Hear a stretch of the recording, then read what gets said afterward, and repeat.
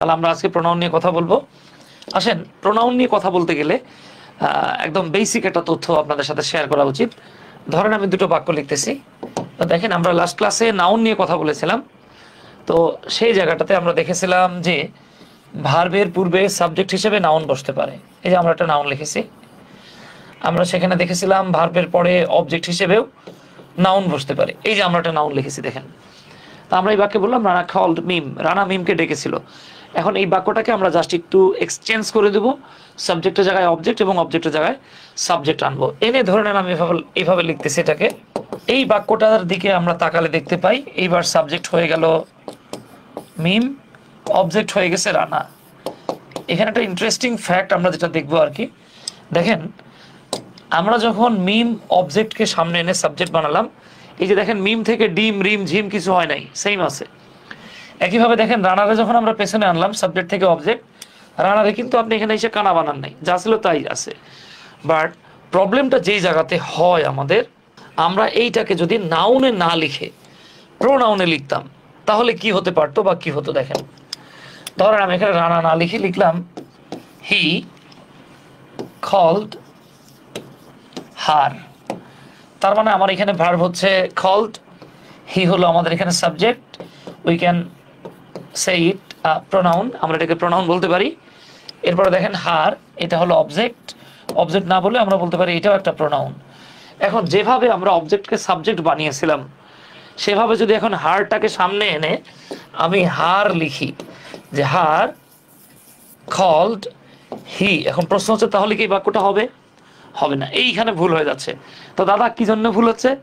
ভুলটা এই জন্যই হচ্ছে যে নাউনকে সাবজেক্ট থেকে অবজেক্ট পজিশনে নেন বা অবজেক্ট থেকে সাবজেক্ট পজিশনে নেন, এর রূপের কোনো পরিবর্তন হবে না। এর যতই ফেয়ার অ্যান্ড লাভলি লাগান কাজ হবে না, যেরাম ছিল সেরামই থাকবে। কিন্তু গিট্টুটা লাগতেছে প্রোনাউনের বেলায়। দেখেন আপনি যখনই অবজেক্ট থেকে তাকে সাবজেক্ট বানাবেন, এখানে আর হার লিখতে পারবেন না, আপনাকে লিখতে হচ্ছে সি। একইভাবে যখন সাবজেক্ট থেকে অবজেক্ট বানাচ্ছেন, সাবজেক্ট হিসেবে হি ছিল, আমরা অবজেক্ট হিসেবে হি লিখতে পারছি না, এটাকে বানাতে হচ্ছে হিম। তার মানে in case of using pronoun, আপনি যখন প্রোনাউন ব্যবহার করবেন তখন আপনার মাথা এবং খাতা দুই জায়গায় যথাযথ ব্যবহার করতে গেলে আপনারা যেটা মাথায় রাখতে হবে যে সাবজেক্ট পজিশনে প্রোনাউন যা থাকে অবজেক্ট পজিশনে সেটা নাও হতে পারে।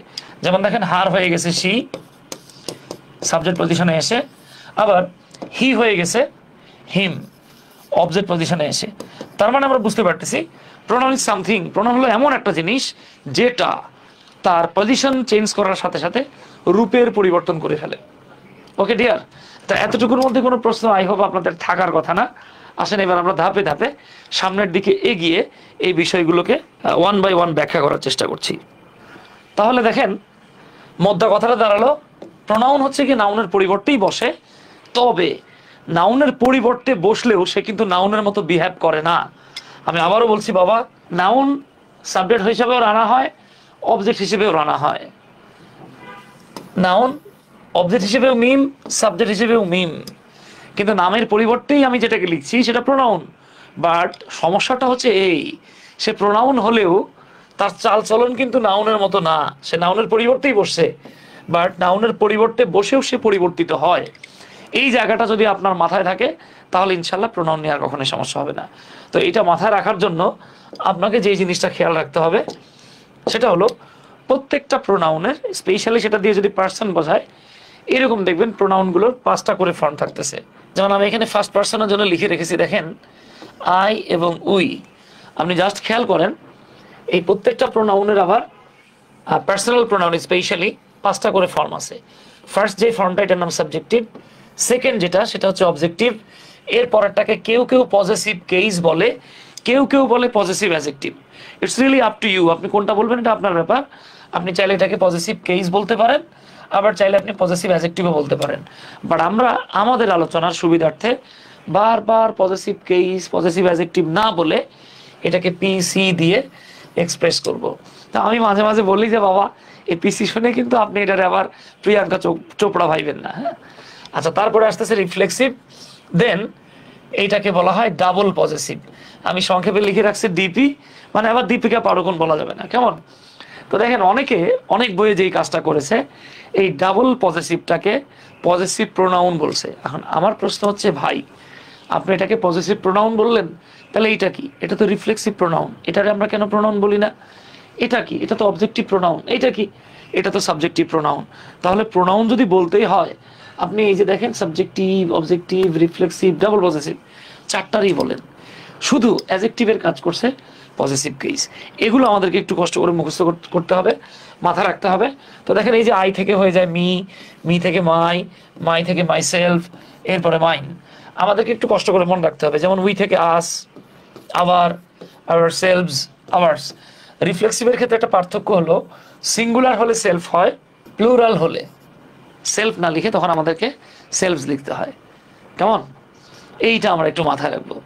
ওকে, আচ্ছা, এবার আমরা একটু আসি। দেখেন সেকেন্ড পার্সনের ক্ষেত্রে ইউটা দিয়ে, এই যে ইউ দিয়ে আপনি তুমিও বোঝাতে পারেন, আপনি ইউ দিয়ে তোমরাও বোঝাতে পারেন। এক্ষেত্রে তুমি বোঝালে সিঙ্গুলার, তোমরা বোঝালে প্লুরাল, বুঝতেই পারতেছেন। ইউ নিজেই সাবজেক্টিভ, ইউ দেখেন নিজেই অবজেক্টিভ।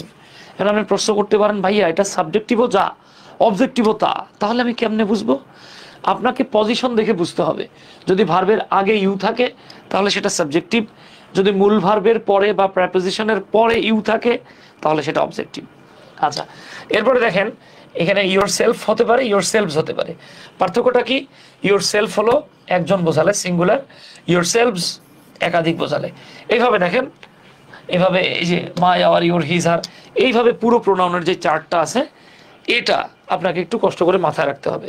যদি এটা মাথায় রাখতে পারেন তাহলে ইনশাল্লাহ প্রোনাউনে আপনার আর আটকে যাওয়ার কোনো সম্ভাবনা থাকবে না।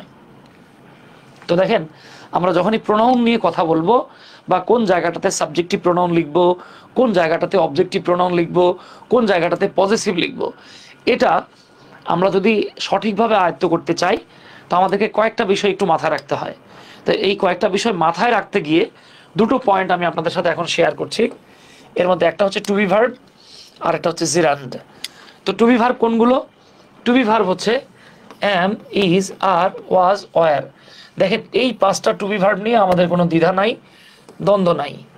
এই পাঁচটা একদম কনফার্ম টু বি ভার্ব। হ্যাঁ, কনফার্ম জান্নাতি বললেন না আবার, ঠিক আছে? এই পাঁচটার বাহিরে আরো তিনটা জায়গা আছে যেটা দেখে বিভার্ব চেনা যায়। আমার খুব দুঃখ লাগে, বুঝছেন, আমার খুব কষ্ট লাগে। অনেক ভাই বোনেরা বলে যে বিভার্ব নাকি 8টা। এটা আরো দুর্ভাগ্যের বিষয় হচ্ছে অনেক টিচার্স আছে যারা পড়াচ্ছে বিভার্ব 8টা। কে রে ভাই, বিভার্ব 8টা কেমনে হলো? আপনি আমি বললেই তো আর 8টা হবে না, বিভার্ব অনেকগুলো। এই পাঁচটা ফিক্সড। এই যে আপনি বি দেখতে পাচ্ছেন, বি কিন্তু কখনোই বিভার্ব না। এই বি এর সামনে আমি একটা টান দিয়ে রাখছি। এই বি বলতে আপনি বুঝতে পারবেন এটা হতে পারে শ্যাল বি, এইটা হতে পারে উইল বি, এটা হতে পারে ক্যান বি, এটা হতে পারে মে বি, এটা হতে পারে মাইট বি, এটা হতে পারে মাস্ট বি। এখন কেউ যদি শুধু বীরে বিভার্ব বলে, তার জন্য আল্লাহর কাছে দোয়া করা লাগবে, আল্লাহ তার জ্ঞান বাড়ায় দাও, ঠিক আছে? আচ্ছা, তাহলে আমরা যেটা মাথায় রাখবো, দেখেন অ্যামিজার, ওয়াজার, এই পাঁচটা হচ্ছে কনফার্ম বিভার্ব। এর বাহিরে শুধু বি কিন্তু বিভার্ব না, তার সাথে একটা অক্সিলারি অ্যাডেড থাকবে। যেমন shall, should, will, would, can, could, may, might, must, সাথে বি থাকবে। Shall be, should be, will be, would be, can be, could be, may be, might be, must be. একইভাবে been কিন্তু শুধু কখনোই বিনটা be verb হয় না। এই বিনের জায়গায় থাকতে পারে বাবা হ্যাজ বিন, এই বিনের জায়গায় থাকতে পারে হ্যাভ বিন, এই বিনের জায়গাটাতে থাকতে পারে হ্যাড বিন, এই বিনের জায়গাটাতে থাকতে পারে should have been, should have been. Okay, তাই যারা ভাবতেছেন বিভার্ব 8টা, তাহলে এইটা এটা এটা এটা এটা এরা কি, এরা কি বিভার্ব না? যে এরাই হচ্ছে পিওর বিভার্ব, মানে মডেল থেকে বি বানানো হয়েছে। শুধু বি কখনোই বিভার্ব না। আচ্ছা, তাহলে শুধু বিনটাও বিভার্ব না। তাহলে বিন বলতে কোন বিনগুলোকে আমরা বিভার্ব বুঝবো?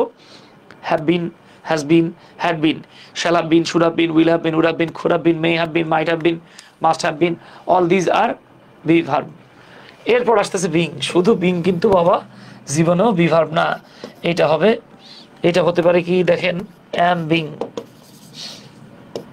এটা হতে পারে ইজ বিং, এটা হতে পারে আর বিং, এটা হতে পারে শ্যাল বি বিং, এটা হতে পারে উইল বি বিং।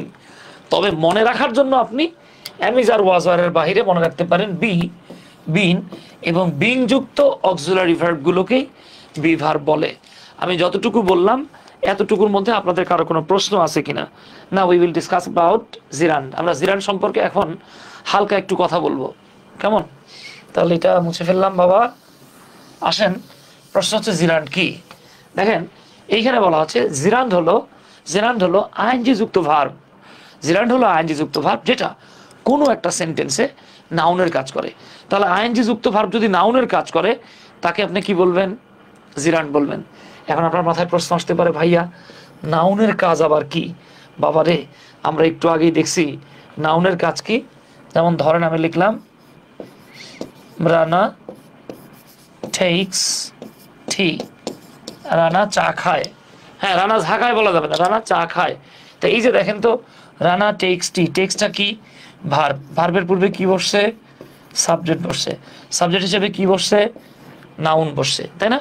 এখন আপনি যদি আইএনজি যুক্ত ভার্বকে নাউনের কাজ করতে দেখেন তখন সেটাকে নাউন বলা যাবে না, বলতে হবে জিরান্ড। যেমন আমি যদি বলি,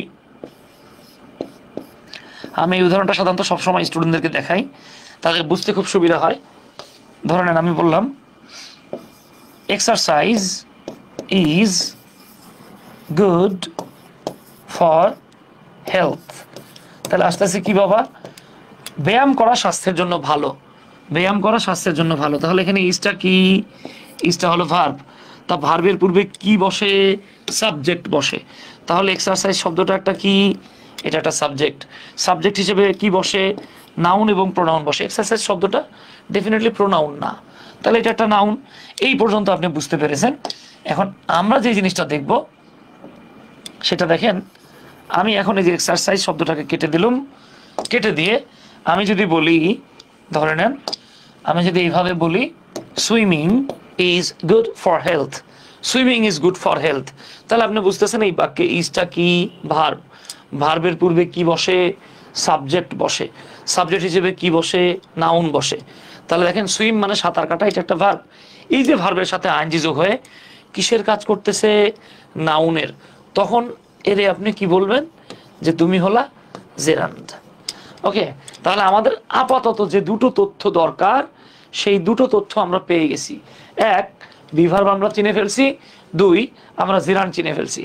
এতটুকুর মধ্যে আপনাদের যদি কারো কোনো প্রশ্ন থাকে তাহলে আমারে বলতে পারেন। আচ্ছা, এখানে আমি এগুলো দেখাইছি আপনাদেরকে। প্রোনাউনের 5টা করে ফর্ম থাকতেছে। যেমন আপনি বলতে পারেন I, me, my, myself, mine, we, us, our, ourselves, ours, he, him, his, himself, his, she, her, her, herself, hers. এগুলো আমাদেরকে একটু মাথায় রাখতে হবে। তবে এখানে এই দেখেন ইউ এবং ইউ মিলে যাচ্ছে মনে হচ্ছে, তবে দুই ইউ কিন্তু মিলে গেলেও এক না। কেন এক না? একটা উদাহরণ দিই। দেখেন, ধরেন আমি আপনারে বললাম ইউ আর ওকে, তুমি ঠিক আছো। তাহলে এখানে আর হলো ভার্ব। ভার্বের পূর্বে যখন ইউ বসছে সাবজেক্টিভ হিসেবে আছে। বাট আমি যদি বলতাম আই নো ইউ, আমি তোমাকে চিনি। এবার একটু খেয়াল করুন তো বাবা, আই হলো সাবজেক্ট, নো হচ্ছে ভার্ব।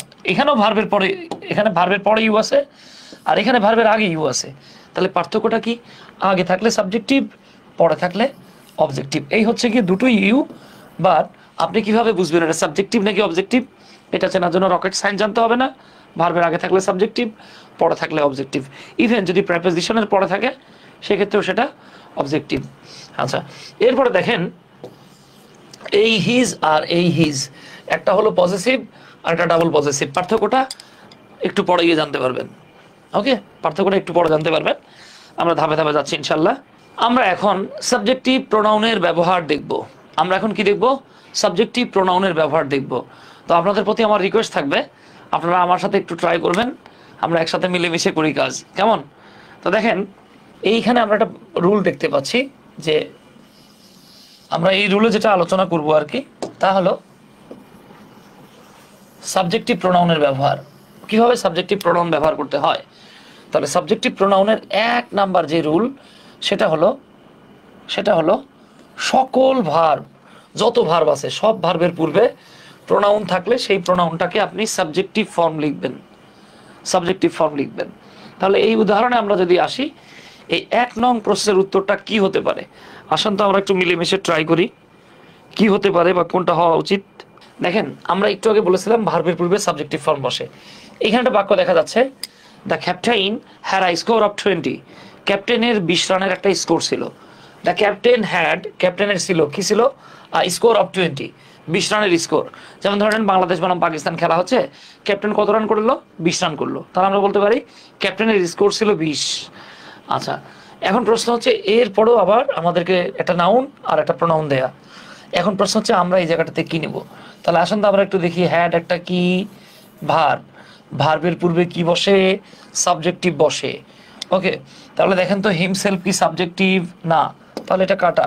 মি কি সাবজেক্টিভ? নো, মি হলো অবজেক্টিভ, তাহলে এটাও কাটা। হিম এটা কি সাবজেক্টিভ? না, তাহলে এটাও কাটা।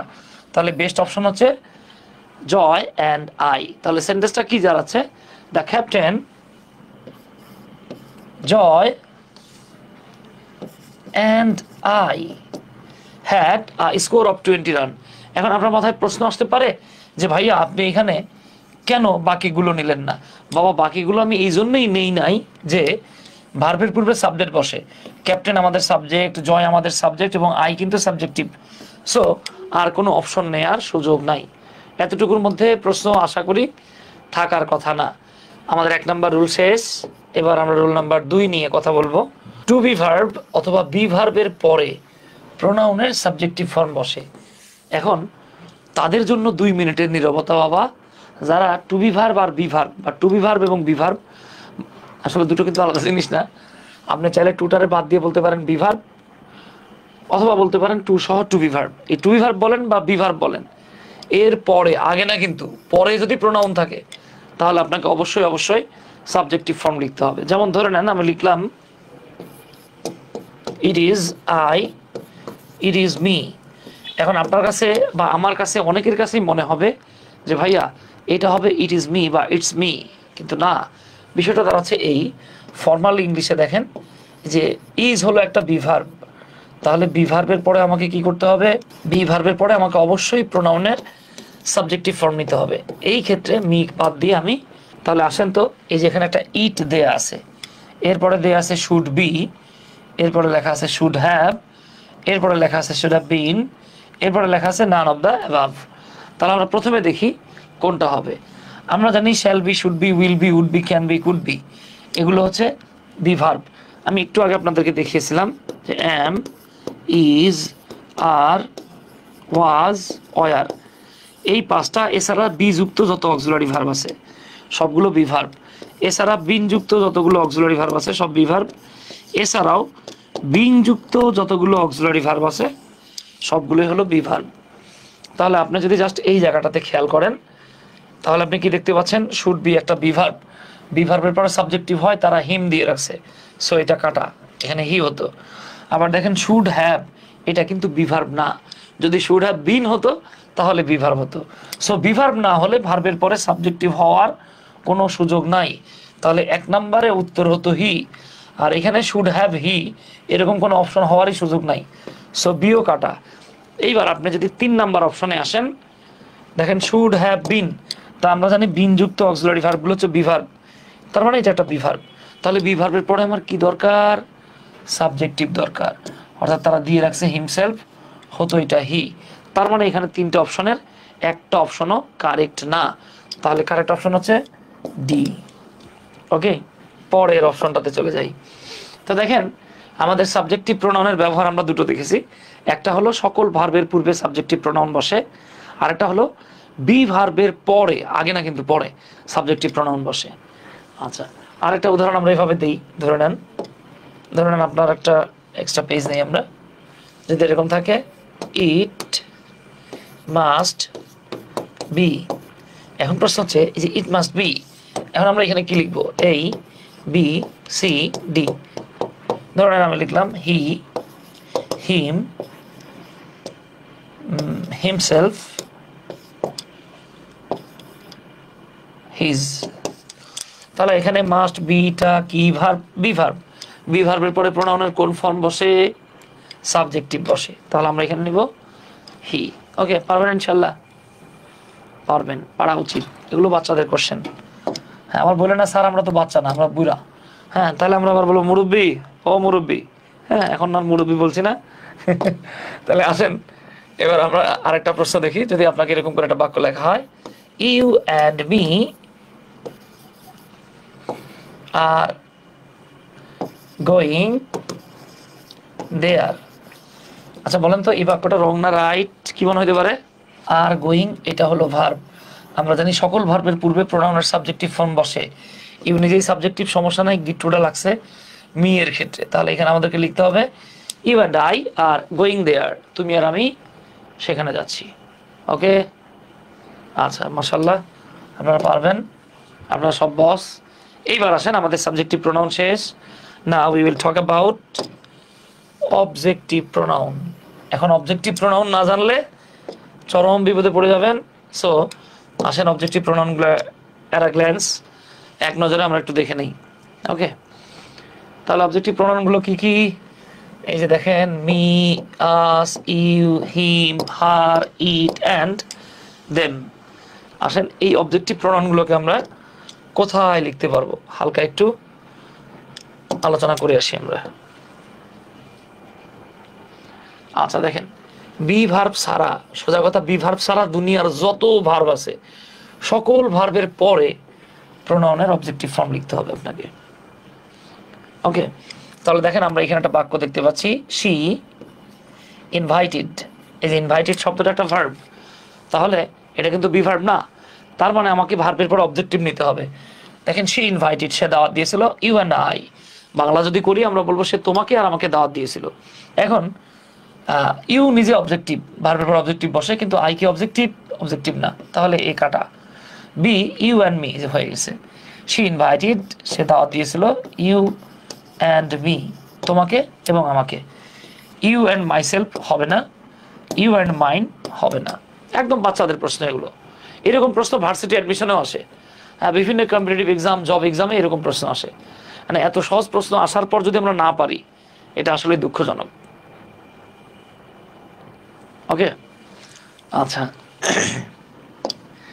এবার তাহলে আমরা চলে আসি, আমরা যেটা দেখলাম অবজেক্টিভ প্রোনাউনের 1 নাম্বার ব্যবহার আমরা দেখলাম। এবার আমরা অবজেক্টিভ প্রোনাউনের 2 নাম্বার ব্যবহার দেখব। আবু জহির রনি ভাই লিখছেন, স্যার এইচএসসি 2026 ব্যাচের জন্য আপনার কোনো কোর্স আছে? না, আমাদের আপাতত কোনো কোর্স নাই, আসলে আমরা আপনাকে সামনে জানাই দেবো ইনশাল্লাহ। আবু জহির রনি ভাই, আচ্ছা রনি ভাই একটু খেয়াল করেন তাহলে। এবার আমরা অবজেক্টিভ প্রোনাউনের 2 নাম্বার ব্যবহারটা দেখব। 2 নাম্বার অবজেক্টিভ প্রোনাউনের। এখন সমস্যাটা হবে কখন জানেন? আপনি যদি অবজেক্টিভ প্রোনাউনই না চিনেন, না চিনলে কি হবে বলেন? যেমন ধরে নেন আমি জানি যে বাবার ভাই হচ্ছে চাচা, মায়ের ভাই হলো মামা। এখন এটা আমি জানলে হবে না, আমার তো প্র্যাকটিক্যালি ব্যবহার করতে হবে। আমি জানলাম বাবার ভাই হচ্ছে মামা, বাবার ভাই হলো চাচা, মায়ের ভাই হচ্ছে মামা। এখন ধরে নেন আমার বাবার ভাই আমাদের বাসায় বেড়াইতে আসছে, আমি জিজ্ঞেস করতেছি দুলা ভাই কেমন আছেন। এখন চিন্তা করেন একটা লজ্জাজনক পরিস্থিতি হবে না রে বাবা? হ্যাঁ, ডেফিনেটলি এটা একটা সমস্যা হয়ে যাবে। এখন আমি জানি কিন্তু প্র্যাকটিক্যালি মানি না, মানতে পারি না, তাহলে যেমন বিপদ। আমি রুল জানি কিন্তু যখন কোনো সেন্টেন্সে ব্যবহার করতে হয় তখন জানি না, তাহলে ঝামেলা হয়ে যাবে। তাহলে আমরা এগুলো একটু দেখে নিয়ে দেন ব্যবহার করব। এবার দেখেন, প্রেপোজিশনের পরে প্রোনাউনের অবজেক্টিভ ফর্ম বসে। প্রেপোজিশনের পরে প্রোনাউনের অবজেক্টিভ ফর্ম বসে। তো অনেকেই প্রেপোজিশন চেনে, অনেকে চেনে না। তো আপনাদের সুবিধার্থে কিছু অদ্ভুত প্রেপোজিশন লিখে দিচ্ছি। এই যে আমি এখানে লিখছি, দেখেন খুব ইন্টারেস্টিং বিষয়। সাম awkward, এই awkward মানে হচ্ছে অদ্ভুত, আজীব। সাম awkward synonymous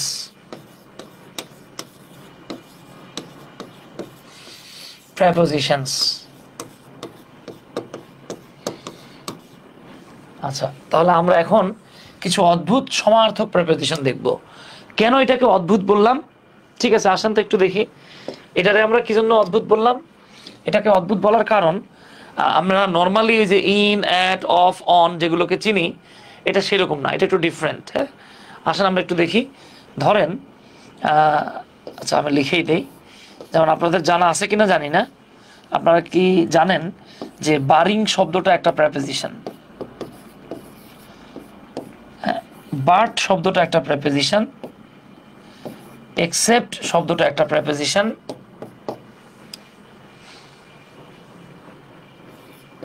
সেভ শব্দটা একটা প্রেপোজিশন, সানস শব্দটা একটা প্রেপোজিশন, এইগুলোর সমার্থক শব্দ হচ্ছে উইদাউট। তাহলে খেয়াল করেন, বারিং মানে ছাড়া, বাট মানে ছাড়া, এক্সেপ্ট মানে ছাড়া, সেভ মানে ছাড়া, সানস মানে ছাড়া, উইদাউট মানে ছাড়া, এই যা যা দেখতে পাচ্ছেন এই সবগুলোই হলো প্রেপোজিশন এবং সবগুলোর বাংলা হলো ছাড়া অথবা ব্যতীত। আমি জাস্ট আপনাকে একটা সেন্টেন্স লিখে দেই, তাহলে আপনার জন্য বুঝতে সুবিধা হবে ইনশাল্লাহ। ধরেন আমি একটা বাক্য লিখলাম এরকম, ওই উইল সেভ অল, আমরা সবাইকে সেভ করব, save the culprit or save the terrorist. তাহলে এই বাক্যে আপনাকে যদি প্রশ্ন করা হয় যে ভাই এখানে বলেন তো দুটো সেভ দেখতে পাচ্ছি, এই দুটো সেভের কোনটা মূলত ভার্ব আর কোনটা মূলত প্রেপোজিশন, অথবা আপনাকে যদি বলা হয় যে এখানে দুটো সেভ দেয়া আছে, এই দুটো কোনটা কোন পার্টস অফ স্পিচ, তাহলে আমরা জানি shall, should, will, would, can, could, may, might, must. Modal, মডেলের ইমিডিয়েট পরে আমরা একটা ভার্ব পাই, ভার্বের 1 নাম্বার ফর্ম বা বেস ফর্ম পাই। তাহলে দেখেন উই উইল সেভ অল, আমরা সবাইকে সেভ করব, সেভ দ্য টেররিস্ট, সন্ত্রাসীদেরকে ছাড়া। তাহলে এই সেভটা হলো মূলত একটা প্রেপোজিশন। এই সেভটা কিন্তু উইদাউট অর্থ দিচ্ছে। আপনি এখানে উইদাউট লেখেন, মিলে যাচ্ছে দেখেন। তার মানে একই সেন্টেন্সে একই word different different parts of speech হিসেবে কাজ করতে পারে, যেমনটা কাজ করেছে এই সেন্টেন্সে। দেখেন, the first save is verb but the second save is a preposition. আশা করি বোঝা গেছে। প্রেপোজিশন যদি না চিনেন তাহলে কিন্তু বাবা বিপদ। তো আমরা যেটা বলছিলাম যে প্রেপোজিশনের পরে যদি প্রোনাউন থাকে তাহলে সেই প্রোনাউনের অবজেক্টিভ ফর্ম লিখতে হবে। যেমন দেখেন, we are not permitted to follow anybody, আমরা কাউকে ফলো করতে আমরা পারমিটেড না, আমাদের অনুমতি নাই, উইদাউট ছাড়া। এই যে দেখেন উইদাউট কিন্তু একটা প্রেপোজিশন। তাহলে প্রেপোজিশনের পরে আমাদেরকে কি লিখতে হবে? প্রোনাউনের অবজেক্টিভ ফর্ম লিখতে হবে। ওকে, ক্লিয়ার? আচ্ছা, এইবার আসেন, এই যে আমি কিছু অদ্ভুত প্রিপোজিশন লিখেছিলাম। এখন অনেকেই বলতে পারে যে ভাই এরকম প্রিপোজিশন কি জীবনে পরীক্ষায় আসে? জি বাবা, আসে। আপনাদেরকে আমি একটা প্রিপোজিশন লিখে দেই, জানি না আপনারা জানেন কিনা বা খেয়াল করছেন কিনা। এই যে পাস্ট শব্দটা, এইটা কিন্তু একটা প্রিপোজিশন। এই পাস্ট প্রিপোজিশনটা 40 BCS এ আসছে। এখন আপনিই বলেন, পাস্ট শব্দটা যদি প্রিপোজিশন হিসেবে 40তম BCS এ আসে, তাহলে এরা 47, 48, 49, 50 যেটাই বলেন আর কি, এগুলোতে আসবে না কেন? আসতেই পারে। ওকে, সো আপনার জন্য জেনে রাখা ভালো। আপনার জানা থাকলে আপনার জন্যই বেস্ট হবে, আপনার জন্যই বেটার হবে। আচ্ছা, তাহলে আমি ধরে নিচ্ছি ইনশাল্লাহ এতটুকুর মধ্যে কার কোনো প্রশ্ন থাকার কথা না। এইবার আমরা পজেসিভ কেস বা পজেসিভ অ্যাডজেক্টিভ গুলো নিয়ে কথা বলবো। তাহলে বাবা পজেসিভ কেস বা এই পজেসিভ অ্যাডজেক্টিভ গুলো, তাহলে আসেন আমরা একটু ফিডব্যাকে চলে যাই, যেটা দেখছি। আচ্ছা, ফিডব্যাক বলতে গিয়ে একটা ইন্টারেস্টিং শব্দ মনে পড়লো। দেখেন, আমি জানি না আপনারা খেয়াল করেছেন কিনা। এই যে ফিডব্যাক বানানটা কি? FEED, feed, BACK।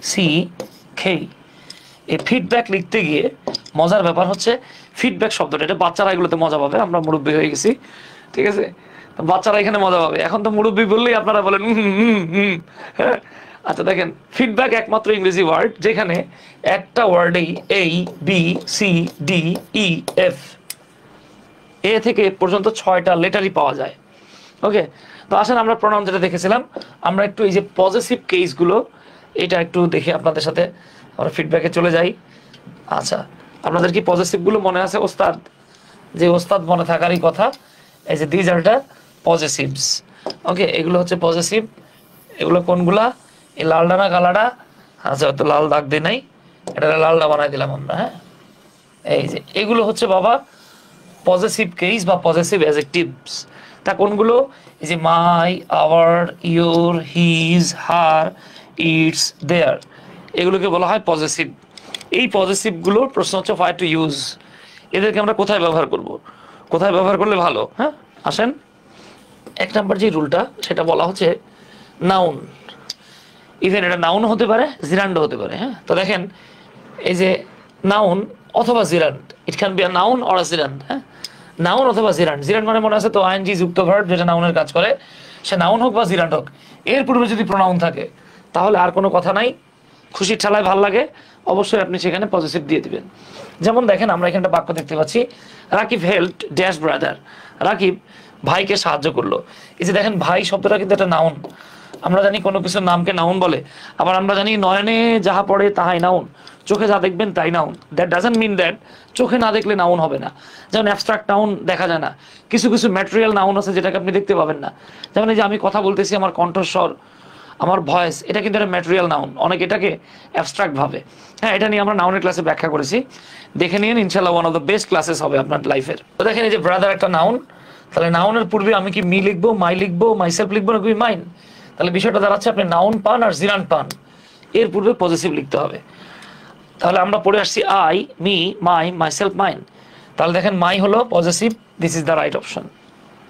Me objective দেওয়া যাবে না, মাইসেলফ রিফ্লেক্সিভ দেওয়া যাবে না, মাইন আবার ডাবল পজিটিভ, এটা আরো আগে দেওয়া যাবে না। ডাবল পজিটিভের পরে কখনো নাউন বসে না। ওকে, ডাবল পজিটিভের পরে কখনোই নাউন বসে না। আমরা পজিটিভের দ্বিতীয় রুলটা দেখব। এই যে দেখেন 2 নাম্বার রুলটা। এই 2 নাম্বার রুলটা কি বলতেছে? 2 নাম্বার রুলটা বলতেছে কোনো প্রোনাউনের পূর্বে যদি প্রেপোজিশন থাকে এবং পরে যদি নাউন বা জিরান্ড থাকে তাহলে আমরা পজিটিভ ফর্ম লিখব।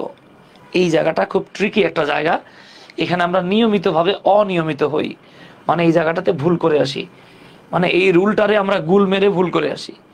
হ্যাঁ, তো আসেন গুল মেরে ভুল করে হুলস্থুল কাণ্ড না করে সরাসরি রুলেই চলে যাই। ধরেন আমি ছোট্ট করে লিখতেছি বাবা, আচ্ছা যাক বড় করে লিখি। এটা হলো একটা প্রোনাউন, ধরেন এটা হলো একটা প্রোনাউন।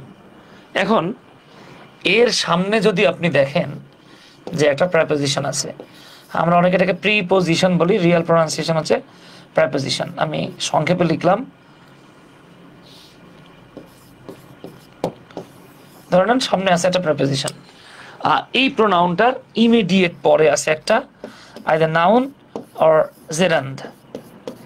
নাউন হতে পারে, জেরান্ড হতে পারে। তাহলে সামনে আছে প্রেপোজিশন, পেছনে আছে নাউন বা জেরান্ড। এখন মাঝখানে যদি প্রোনাউন থাকে তখন আপনি কি করবেন? তখন আপনাকে এই প্রোনাউনটার পজিটিভ বানাতে হবে। ওকে, তাহলে দেখেন রানা বড়া বুক ফর, রানা বড়া বুক ফর। এই যে দেখেন ফর একটা কি বাবা? ফর হইল একটা প্রেপোজিশন। মাদার শব্দটা কি? নাউন। সো সামনে প্রেপোজিশন, পেছনে নাউন, তাহলে কি হবে? কি আর হবে? এখন খেলা হবে।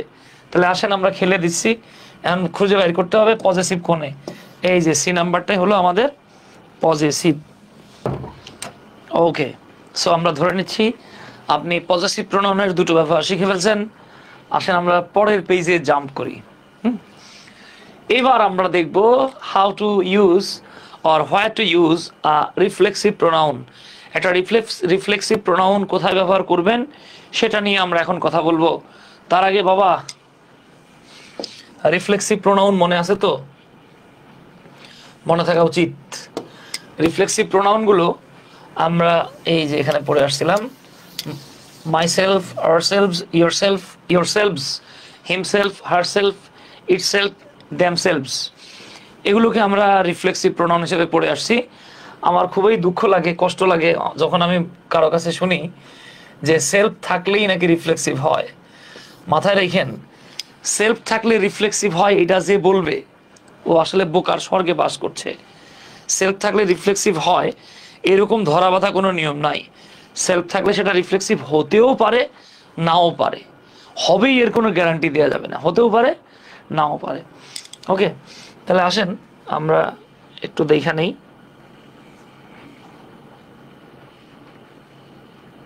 আচ্ছা দেখেন, খুব ইন্টারেস্টিং ফ্যাক্ট। এগুলো আসলে বুঝলে অনেক মারাত্মক মজা লাগে, না বুঝলে মনে হবে যে এটা কি এর মজা, এটা তো পুরো সাজা। ঠিক আছে, আসেন আমরা একটু দেখে নেই। রিফ্লেক্সিভ প্রোনাউন, এখানে মাথায় রাখবো যেটা সাবজেক্ট কর্তৃক কৃত কাজের ফল, অর্থাৎ কাজ করবে সাবজেক্ট, সেই কাজের ফলটা সাবজেক্ট নিজেই ভোগ করলে, অর্থাৎ যিনি কাজ করবেন ওই কাজের ফলাফল বা ওই কাজ করার ফলে যে রেজাল্টটা সেটা যদি উনি নিজে ভোগ করেন, তাহলে সেই প্রোনাউনের অবজেক্টিভ বা অন্য কিছু না লিখে রিফ্লেক্সিভ লিখতে হবে। ওকে, 1 নাম্বার দেখেন একটা বাক্য এখানে লেখা আছে, আমরা ধাপে ধাপে ব্যাখ্যা করি এগুলোকে, তাহলে বুঝতে সুবিধা হবে। রাকিব হেল্পড, তো আমরা জানি রাকিব হলো সাবজেক্ট, হেল্পড হচ্ছে ভার্ব। এবার আপনারা যদি একটু কমেন্ট করেন আমার জন্য বেটার হয়। ওকে, একটু ট্রাই করেন তো এখানে কি হতে পারে। আচ্ছা দেখেন, রাকিব হলো সাবজেক্ট, হেল্পড হলো ভার্ব। আমরা জানি ভার্বের পরে অবজেক্ট বসে। ওকে, আবার যদি সাবজেক্ট যে কাজটা করছে সেই কাজের ফল নিজেই ভোগ করে থাকে, তখন আর অবজেক্ট না, রিফ্লেক্সিভ লিখতে হবে। তাহলে রাকিব সাহায্য করেছিল, এখানে লেখা আছে মি, মাই, মাইসেলফ, মাইন। তাহলে এই বাক্যটাকে আমরা যদি ভেঙে বাংলা বলি, রাকিব আমাকে সাহায্য করেছিল। আচ্ছা বাবা একটু খেয়াল করেন তো, সাহায্য করছে কে? রাকিব। সাহায্য পাইছে কে? রাকিব। রাকিব তো পায় নাই। তাহলে সাহায্য করার কাজটা যিনি করলেন, সাহায্য পেল কি তিনি? পায় নাই। তার মানে এখানে সাবজেক্ট কর্তৃক কৃত কাজের ফল সাবজেক্ট নিজে ভোগ করে নাই, আমি করেছি। হেল্প করছে রাকিব, হেল্প পেয়েছি আমি। তার মানে এখানে এগুলো লেখা যাবে না। নর্মাল নিয়ম অনুযায়ী ভার্বের পরে অবজেক্ট বসে, তাই আমি অবজেক্ট লিখলাম। কিন্তু এই বাক্যটাকে যদি আমরা এইভাবে বলি, আই হেল্পড, আমি সাহায্য করেছিলাম। এবার আপনি প্রশ্ন করলেন, ভাইয়া কাকে সাহায্য করেছিলেন? উত্তরে বলতে পারি মি। ধরে নেন আমি বললাম মি, আমাকে। এখন প্রশ্ন হচ্ছে গিয়ে এখানে কি মি লেখা যায়? অনেকে ভাবতে পারে যে ভাই আপনি তো বলছেন ভার্বের পরে প্রোনাউনের অবজেক্টিভ ফর্ম বসে, তাহলে তো মি রাইট, যে ভার্বের পরে প্রোনাউনের অবজেক্টিভ ফর্ম বসে।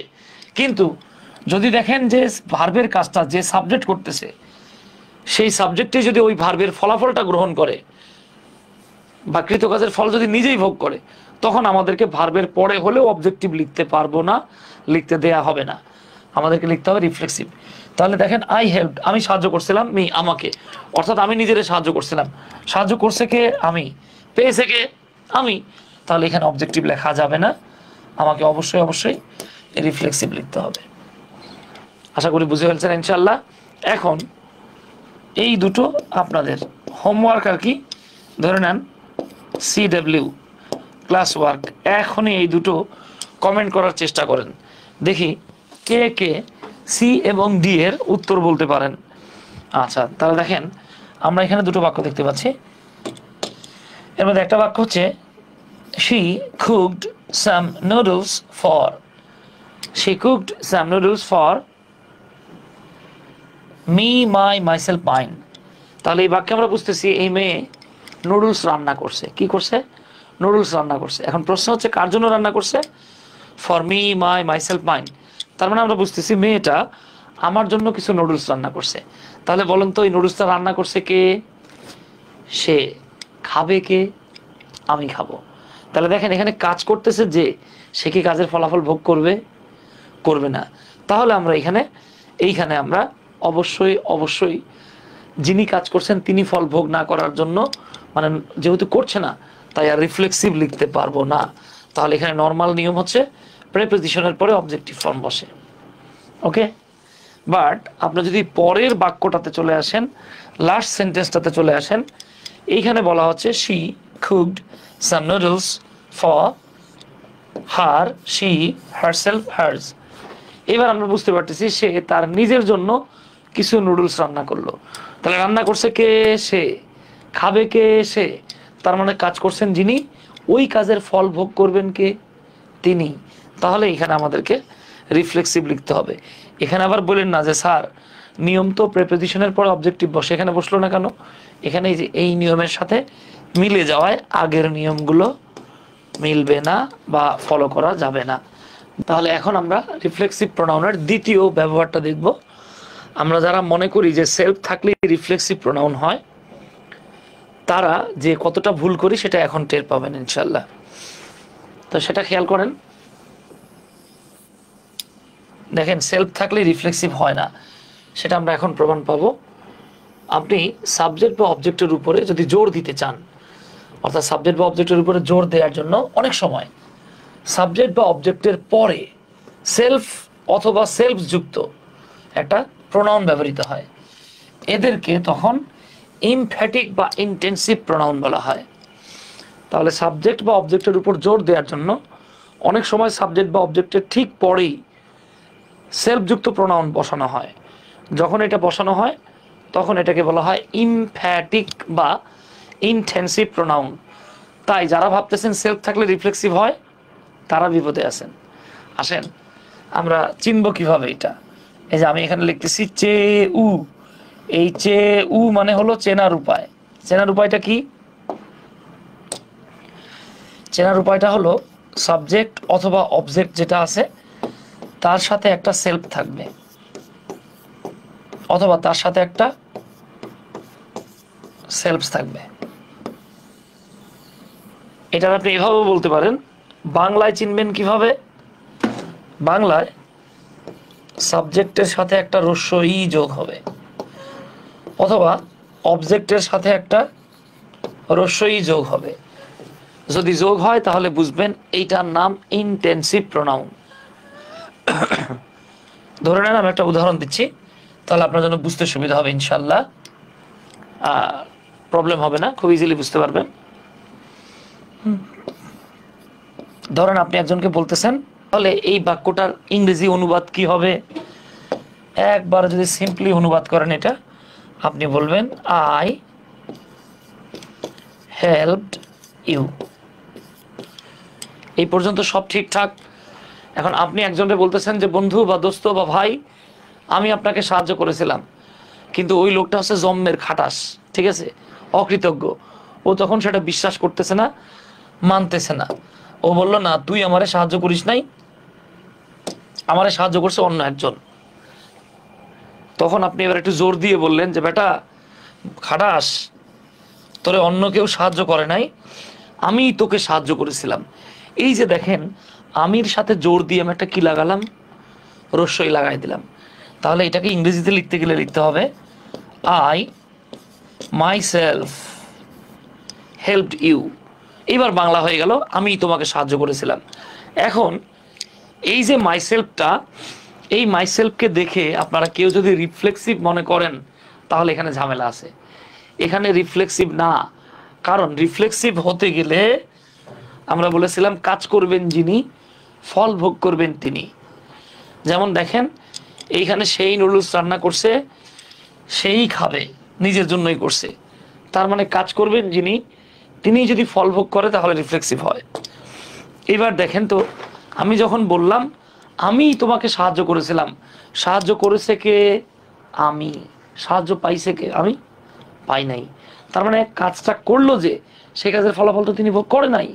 তাহলে আপনি কেন এটাকে রিফ্লেক্সিভ বলবেন? এখানে তো রিফ্লেকশন হয় নাই। এইটার নাম হলো ইনটেনসিভ প্রোনাউন। আশা করি বোঝা গেছে। আচ্ছা, আই হোপ আপনাদের বুঝতে সমস্যা হচ্ছে না। বাবা এই জিনিসগুলো সব বইতে আসলে এভাবে ভেঙে ভেঙে ব্যাখ্যা করে না। তাহলে আমি আরেকটা এক্সাম্পল দেই। এবার আমি এটাকে এইভাবে বলছি, আমি তোমাকে সাহায্য করেছিলাম। তখন ওই লোকটা অস্বীকার করতেছে, বলতেছে তুমি আমাকে সাহায্য করো নাই, তুমি আলপনারে সাহায্য করছো। আমি বললাম না, আমি আলপনারে না, আমি তোমারে সাহায্য করছিলাম। কিন্তু সে বলতেছে না, তুমি আমারে সাহায্য করো নাই। তখন আমি জোর দিয়ে বললাম যে ভাই তুই একটা শশারে, হ্যাঁ আমি তো অন্য কাউকে সাহায্য করি নাই, আমি তোমাকেই সাহায্য করেছিলাম। এই যে দেখেন তোমাকেই, অবজেক্টের উপর জোর দিলাম না। তাহলে আমাকে লিখতে হবে আই হেল্পড ইউ ইয়োরসেলফ। তাহলে খেয়াল করেন তো, এখানে সাহায্য করছে কে? আমি। সাহায্য পেয়েছে কি আমি? না, আমি সাহায্য পাই নাই। তার মানে কাজ যিনি করতেছেন, ফল যদি উনি ভোগ না করে অন্য কেউ করে, তাহলে রিফ্লেক্সিভ হবে না। এইখানেও কিন্তু এটা রিফ্লেক্সিভ না, এটার নাম হলো ইমফ্যাটিক প্রোনাউন। এতটুকু বুঝেছেন কিনা জাস্ট একটু কমেন্ট করবেন প্লিজ। আচ্ছা, এই ইস্যুগুলো কিন্তু খুব সহজ, আমরা না বুঝলে এই জায়গাটাতে বিপদ। তাহলে আমাদের সাবজেক্টিভ শেষ, অবজেক্টিভ শেষ, পজেসিভ শেষ, রিফ্লেক্সিভ শেষ। এখন আমাদের আছে শুধুই ডাবল পজেসিভ। সে ডাবল পজেসিভ কোনটা? এই যে দেখেন ডাবল পজেসিভ। তাহলে এটাকে আমি একটা ডিফারেন্ট কালার দিয়ে দেখাই, আপনার জন্য বুঝতে সুবিধা হবে। এই যে আমরা রেড দিয়ে মার্ক করতেছি, দেখেন পজেসিভ দুই রকমের হয়, একটা হলো পজেসিভ অ্যাডজেক্টিভ আর একটা হচ্ছে পজেসিভ প্রোনাউন। তো মাই হলো গিয়ে পজেসিভ অ্যাডজেক্টিভ, কিন্তু মাইন পজেসিভ প্রোনাউন। যে মাই থেকে মাইন। দেখেন আওয়ার হলো পজেসিভ অ্যাডজেক্টিভ, কিন্তু আওয়ার্স পজেসিভ প্রোনাউন। একইভাবে ইয়োর থেকে ইয়োর্স, হিজ থেকে হিজ, দেখে একই রকম মনে হয় বাট দুটোর কাজ ভিন্ন। এরপরে হার্ট থেকে আসছে হার্ডস, ইটস থেকে ইটস, দেখতে একই রকম। দেয়ার থেকে আসছে আমাদের দেয়ার্স। ওকে, এগুলো নিয়ে আমরা এখন ওয়ান বাই ওয়ান ধাপে ধাপে ব্যাখ্যা করব। এই যে দেখেন আমরা এখন ডাবল পজেসিভের ব্যাপার দেখব। এটা মারাত্মক সহজ। কোনো একটা সেন্টেন্সে খেয়াল করেন, কোনো একটা সেন্টেন্সে একটা নাউনকে দুইবার না লিখে, হ্যাঁ, পজিটিভ কেস প্লাস নাউন এইরকম যদি থাকে, তখন এই পজিটিভ কেস এবং নাউনকে তুলে দিয়ে ডাবল পজিটিভ লিখতে হয়। আমি সহজ করে বলি, যদি আপনি এই কাজটা না করেন তাহলে এইখানে বাহুল্য দোষ বা রিডান্ডেন্সি হয়। কিভাবে আমি ছোট্ট করে আপনাকে দেখাই। ধরেন আপনি ম্যাথমেটিক্স করতেছেন, এখানে একটা জায়গায় এইভাবে পেলেন যে px plus py plus pz। এখন বলেন তো আপনি কি px plus py plus pz এভাবে লিখতে পারবেন? পারবেন না। তাহলে আপনারা কি লিখতে হবে? খেয়াল করেন, এই যে p কমন নিতে হবে, তা না হলে কিন্তু এটা ম্যাথমেটিক্যাল রিডান্ডেন্সি বা গাণিতিক বাহুল্য দোষ হয়। তখন আমরা লিখি p into x plus y plus z. আমাদেরকে অনেক সময় কমন নিতে হয়। কিভাবে কমন নিতে হয় আমি একটা বাক্য লিখি, তাহলে আপনার জন্য বুঝতে সুবিধা হবে। দেখেন এইবার খেয়াল করেন, আমি যদি এটাকে ভেঙে ভেঙে বাক্যটা লিখি, তাহলে মাই বুক, আমার বই, হলো ইজ, তোমার বইয়ের চেয়ে ভারী। তাহলে আমরা ভারীর ইংরেজি জানি হ্যাভি, এর চেয়ে ভারী হলে heavier, heavy, heavier, heaviest, heavier than your book. তো দেখেন একটু খেয়াল করেন, আমি বললাম আমার বইটা তোমার বইয়ের চেয়ে ভারী। তার মানে এই জায়গাতে দেখেন তো আমরা এমন কোনো অপশন পেয়েছি কিনা। আমরা বলছি যে যদি একটা সেন্টেন্সে একটা নাউন দুইবার চলে আসে, দেখেন তো এই সেন্টেন্সে একটা নাউন দুইবার আসছে কিনা। এই যে বুক নাউনটা আসছে, আবার বুক নাউনটা আসছে। এবার শুধু দুইবার আসলেই হবে না, আপনাকে খেয়াল করে দেখতে হবে যে সেইখানে পজিটিভ কেস প্লাস নাউনটা একবারও আসছে কিনা। দেখেন তো মাই, এই যে এটা একটা পজিটিভ কেস প্লাস নাউন, এখানে ইওর, এইটাও একটা পজিটিভ কেস প্লাস নাউন। যখন দেখবেন যে কোনো একটা সেন্টেন্সে একটা নাউন দুইবার চলে আসছে এবং সেখানে ওই নাউনটার কোনো একটা জায়গায় পজিটিভ কেস প্লাস ওই নাউনটা আছে, থাকলে আপনি ওই নাউনটাকে তুলে দিয়ে এবং ওই পজিটিভটাকে তুলে দিয়ে একটা ডাবল পজিটিভ লিখতে পারবেন। তাহলে আমরা এই জায়গাটাতে লিখতে পারি my book is heavier than your book, না লিখে ইয়োর্স। বা আপনি চাইলে এভাবেও লিখতে পারেন mine is heavier than your book. যে কোনো একদিকে আপনি কমন নিতে পারেন। আমরা বাঙালিরা সাধারণত সামনে যে কমন নেওয়া যায় এটা অনেকে জানিও না, মানিও না। ওকে, আপনি চাইলে দেখেন এই সামনের দিকেও কমন নিতে পারবেন। এখন ইয়োর টার্ন, এবার আপনার পালা। আপনি এবার চেষ্টা করেন, দেখেন তো এই যে 1 নাম্বার প্রশ্নটা, এই প্রশ্নটার উত্তর কি হতে পারে। দেখেন বলা হচ্ছে which of the following is a correct sentence. নিচের কোন সেন্টেন্সটা কারেক্ট। এখানে আমরা দেখতে পাচ্ছি একটা বাক্য লেখা আছে my flat is larger than your flat. আমার ফ্ল্যাটটা বা আমার অ্যাপার্টমেন্টটা তোমার অ্যাপার্টমেন্টের চেয়ে বড়। তাহলে দেখেন এখানে যে ফ্ল্যাট শব্দটা, এখানে ফ্ল্যাট শব্দটা দুইবার আসছে, সেটা রং। আমরা এই বাক্যটা নিতে পারতেছি না, কেটে দিচ্ছি। কোন বাক্যটা কারেক্ট আমরা সেটা নিব। এবার বলা হচ্ছে দেখেন my flat is larger than yours, এটা কিন্তু কারেক্ট, আমরা নিতে পারি। পরেরটাতে আসি। এবার দেখেন যে মাই ফ্ল্যাট না লিখে লেখা হলো mine is larger than your flat, এইটাও রাইট। তার মানে বিও রাইট, সিও রাইট। এখন একসঙ্গে কি দুটো রাইট অ্যান্সার নেওয়া যায়? যায় না। আমরা দেখব পরের অপশনে গিয়ে কি বলছে। পরের অপশনে বলছে বোথ বি অ্যান্ড সি। তাহলে যেহেতু এখানে বি অ্যান্ড সি বলেছে, সো আমরা ডি অপশনটাকেই নিব, কারণ ডি নেওয়া মানে বি এবং সি কে একসাথে নেয়া। ঠিক আছে ডিয়ার? ওকে, আসেন এবার আমরা পরের স্লাইডে জাম্প করি। এখন আমরা রিলেটিভ প্রোনাউন নিয়ে কথা বলবো। এখন আমরা রিলেটিভ প্রোনাউন দেখব। তো আমরা এখন এতক্ষণ যা শিখলাম, আমরা দেখলাম প্রোনাউন কাকে বলে, প্রোনাউনের ফর্মগুলো কোথায় কিভাবে লিখতে হয়, এবং এই প্রোনাউনগুলো ব্যবহার করতে গেলে আমাদেরকে দুটো টার্ম জানতে হবে, যেটা আমরা আলোচনা করেছিলাম। সেই দুটো টার্মের একটা টার্ম হচ্ছে গিয়ে বিভার্ব বা টু বি ভার্ব, আর একটা ছিল হচ্ছে জেরান্ড। তাহলে আসেন, এখন আমরা ধরেই নিচ্ছি যে আমরা সেগুলো শিখে ফেলেছি, আমরা সাবজেক্টিভ ফর্মের কাজ জানি, অবজেক্টিভের কাজ জানি। এখন আমরা রিলেটিভ প্রোনাউনের কাজগুলো দেখব। তো এখন আমরা যে বিষয়টা নিয়ে আলোচনা করছি সেই টপিকটার নাম হলো রিলেটিভ প্রোনাউন। তো আমরা আমাদের আলোচনায় বারবার রিলেটিভ প্রোনাউন না বলে এইটাকে বলবো আরপি। এই আরপি শোনার পরে মনি আপনি এটারে রমনা পার্ক ভাববেন না, এটা রমনা পার্ক না, রমনা পার্কে যাওয়ার বয়স আমাদের নাই। আমরা জবের প্রিপারেশন নিচ্ছি, আমরা কম্পিটিটিভ এক্সামের প্রিপারেশন নিচ্ছি। তাহলে আমরা এটা দেখবো রিলেটিভ প্রোনাউন। হ্যাঁ, জোকস অ্যাপার্ট। তাহলে চলে আসেন আমরা এখন একটু দেখি রিলেটিভ প্রোনাউনটা কি। আমি আপনাকে একটা ছবি এঁকে বোঝাই দিই, দেন আপনার জন্য বুঝতে খুব সুবিধা হবে। যে এইটা হলো একটা নাউন, অথবা এটা হলো একটা প্রোনাউন। আপনি যদি কখনো দেখেন এই নাউন বা প্রোনাউনটার ঠিক পরে, নাউন বা প্রোনাউনটার ঠিক পরে যদি এরকম থাকে একটা দ্যাট, অথবা ধরে নেন দেয়া আছে একটা ডবলেস ওয়ার্ড, তাহলে আমরা যেটা মাথায় রাখবো যে যদি আমরা দেখি নাউন বা প্রোনাউনের ইমিডিয়েট পরে দ্যাট বা ডবলেস ওয়ার্ড আছে, এবং সেই দ্যাট বা ডবলেস ওয়ার্ডটা যদি আগের নাউন বা প্রোনাউনটাকেই বোঝায়, বা সে যদি আগের নাউন বা প্রোনাউনটাকেই নির্দেশ করে, তখন এই যে দ্যাট বা ডবলেস ওয়ার্ডটা আছে, এই দ্যাট বা ডবলেস ওয়ার্ডটাকেই বলা হয় রিলেটিভ প্রোনাউন।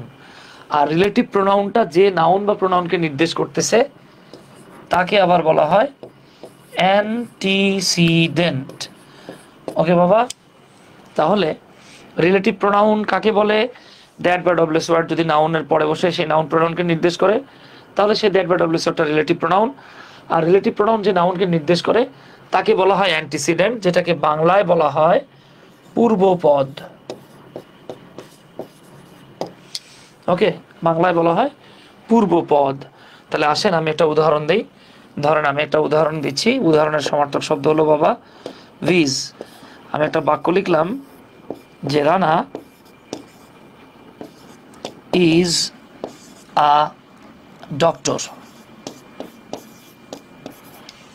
দেখেন আমি লিখলাম Rana is a doctor, Rana একজন চিকিৎসক। বাক্যটা এখানেই শেষ হতে পারত, কিন্তু আমি চাচ্ছি এইবার রানারে নিয়ে আমি আরেকটু কথা বলবো। এইবার আমি লিখলাম হু। তাহলে দেখেন তো বাবা, দেখেন জাস্ট একটু এদিকে খেয়াল করেন, এই যে আ ডক্টর, এই শব্দটা একটা নাউন কিনা? ডক্টর একটা নাউন। এরপর আমি হু লিখেছি, হু এর বাংলা কি? হু এর বাংলা হলো যে বা যিনি। রানা একজন ডক্টর যে অথবা যিনি। তাহলে দেখেন এই যে নাউনের পরে দ্যাট বা ডবলেস ওয়ার্ড আসে, এখানে আসছে। এবং দেখেন তো এই হু বা যে দিয়ে কারে বোঝানো হচ্ছে বাবা? ডক্টরকেই বোঝানো হচ্ছে।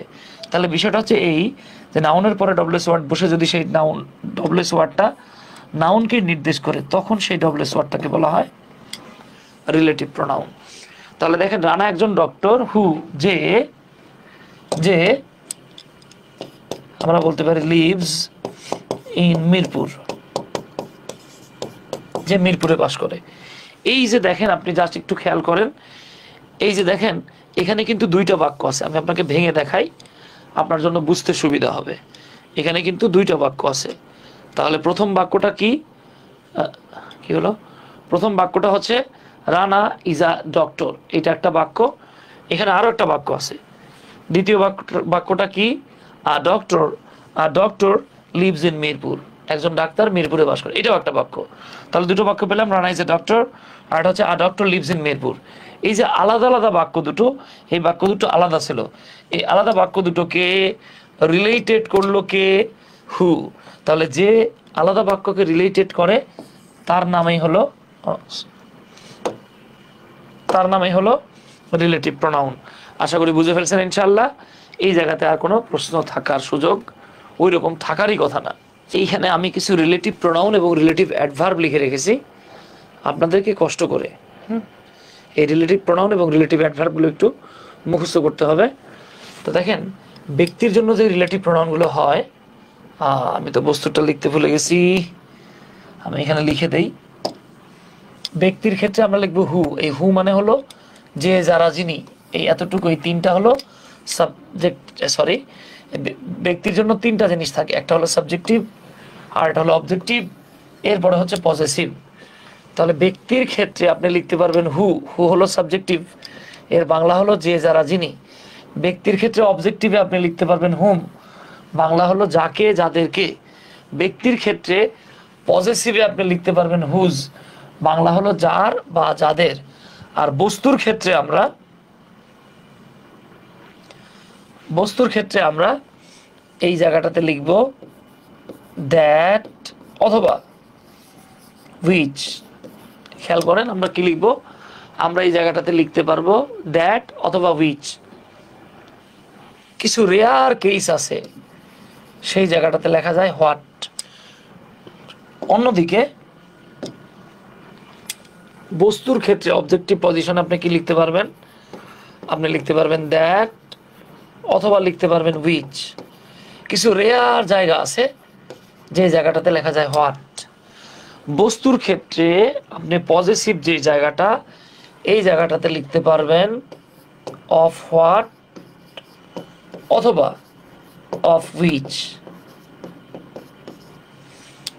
ব্যক্তি এবং বস্তু এই দুটোর কখনোই রিলেটিভ অ্যাডভার্ব হয় না। এবার খেয়াল করেন, বস্তুর ক্ষেত্রে সাবজেক্টিভ পজিশনে আপনি দ্যাট লেখেন, হুইচ লেখেন আর হোয়াট লেখেন, এটার বাংলা হবে যা অথবা যেটি অথবা যেগুলো। বস্তুর ক্ষেত্রে আপনি দ্যাট, হুইচ, হোয়াট যেটাই লেখেন, যদি সেটা অবজেক্টিভ পজিশনে থাকে তাহলে তার বাংলা হবে যেটিকে অথবা যেগুলোকে। আর পজেসিভে আপনি যখন লিখবেন তখন সেটার বাংলা হবে যেটির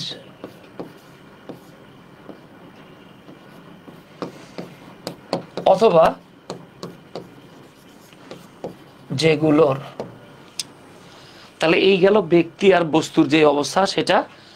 এবার অ্যান্টিসিডেন্টটা যদি স্থান হয়, সেক্ষেত্রে বস্তুর ক্ষেত্রে যা যা লিখছেন দ্যাট হোয়াট হুইচ, অবজেক্টিভে দ্যাট হোয়াট হুইচ, পজেসিভে অফ হোয়াট অফ হুইচ, সব তো লিখবেনই। এছাড়া যদি স্থান বোঝায় এক্সট্রাভাবে লিখতে পারবেন হয়ার। হয়ারের বাংলা হবে যেখানে অথবা যে স্থানে। যদি সময় বোঝান তাহলে বস্তুর জন্য যা লিখছেন সব লিখবেন। এক্সট্রাভাবে সময় বোঝালে আপনি লিখবেন ওয়েন, মানে হলো যখন। আর এছাড়াও কজ অথবা রিজন, কারণ যদি বোঝায় সেক্ষেত্রে আপনি সেম সবগুলো লিখতে পারবেন। বস্তুর জন্য যা যা ছিল, এই যে তিনটা, হ্যাঁ, এই তিনটা প্লাস লিখতে পারবেন হোয়াই, যে জন্য। আর যদি এটা পদ্ধতি, প্রক্রিয়া, কারণ বোঝায়, বস্তুর জন্য যা লিখছেন সেই তিনটাই লিখতে পারবেন। এক্সট্রাভাবে লিখবেন হাউ, হাউ মাউ খাও, ঠিক আছে।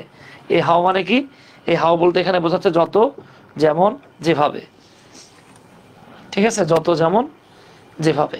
এইটা আমাদেরকে একটু কষ্ট করে মুখস্থ করতে হবে।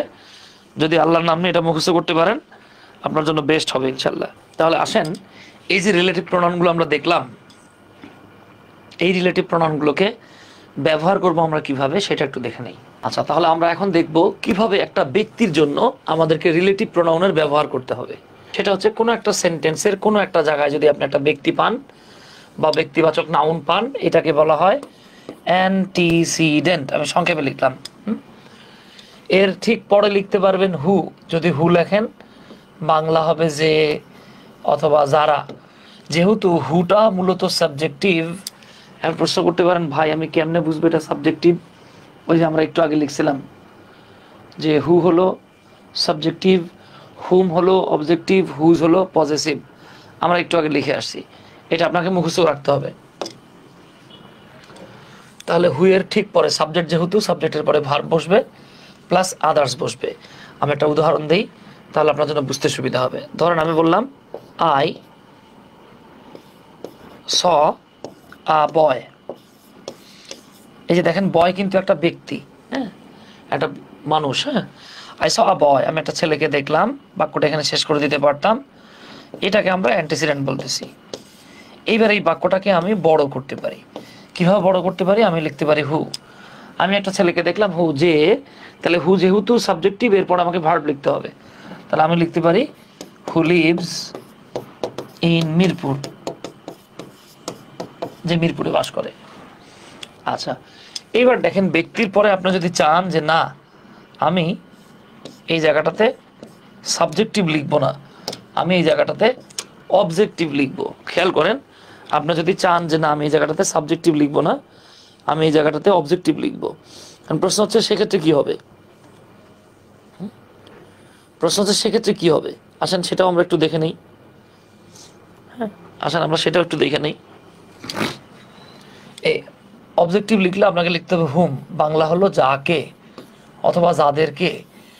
আপনি যখনই হুম লিখবেন মাথায় রাখেন, হুম থাকলে স্টুডেন্টরা গুম হয়ে যায়। হ্যাঁ, স্টুডেন্টদের ঘুম নষ্ট হয়ে যায় যদি হুম থাকে। তাহলে হুম থাকলে আমাদেরকে যেই কাজটা করতে হবে, যখনই হুম থাকবে, হুম অবজেক্টিভ, অবজেক্টিভের পরে কখনোই সরাসরি ভার্ব নেওয়া যায় না। তাই হুম শব্দটা থাকলে এই যে অ্যান্টিসিডেন্টটা, এই অ্যান্টিসিডেন্ট নয় এমন একটা সাবজেক্ট আপনাকে নিতে হবে। তাহলে আমি এই জায়গাটাতে একটু হুম লিখে ফেলি। এই যে আমি লিখলাম হুম। আই স আ বয়, আমি একটা ছেলেকে দেখলাম হুম যাকে, এই যাকে যখন বলছি আমাকে একটা সাবজেক্ট নিতে হবে। এই বয়টা বাদ দিয়ে যে কোনো কিছু লিখতে পারবো। আমি তাহলে বলতে পারি হুম যাকে রানা। এবার এরপরে ভার্ব প্লাস আদার্স লিখতে হবে। আমরা বলতে পারি রানা হেল্পড ইয়েস্টারডে, যাকে রানা গতকাল সাহায্য করেছিল।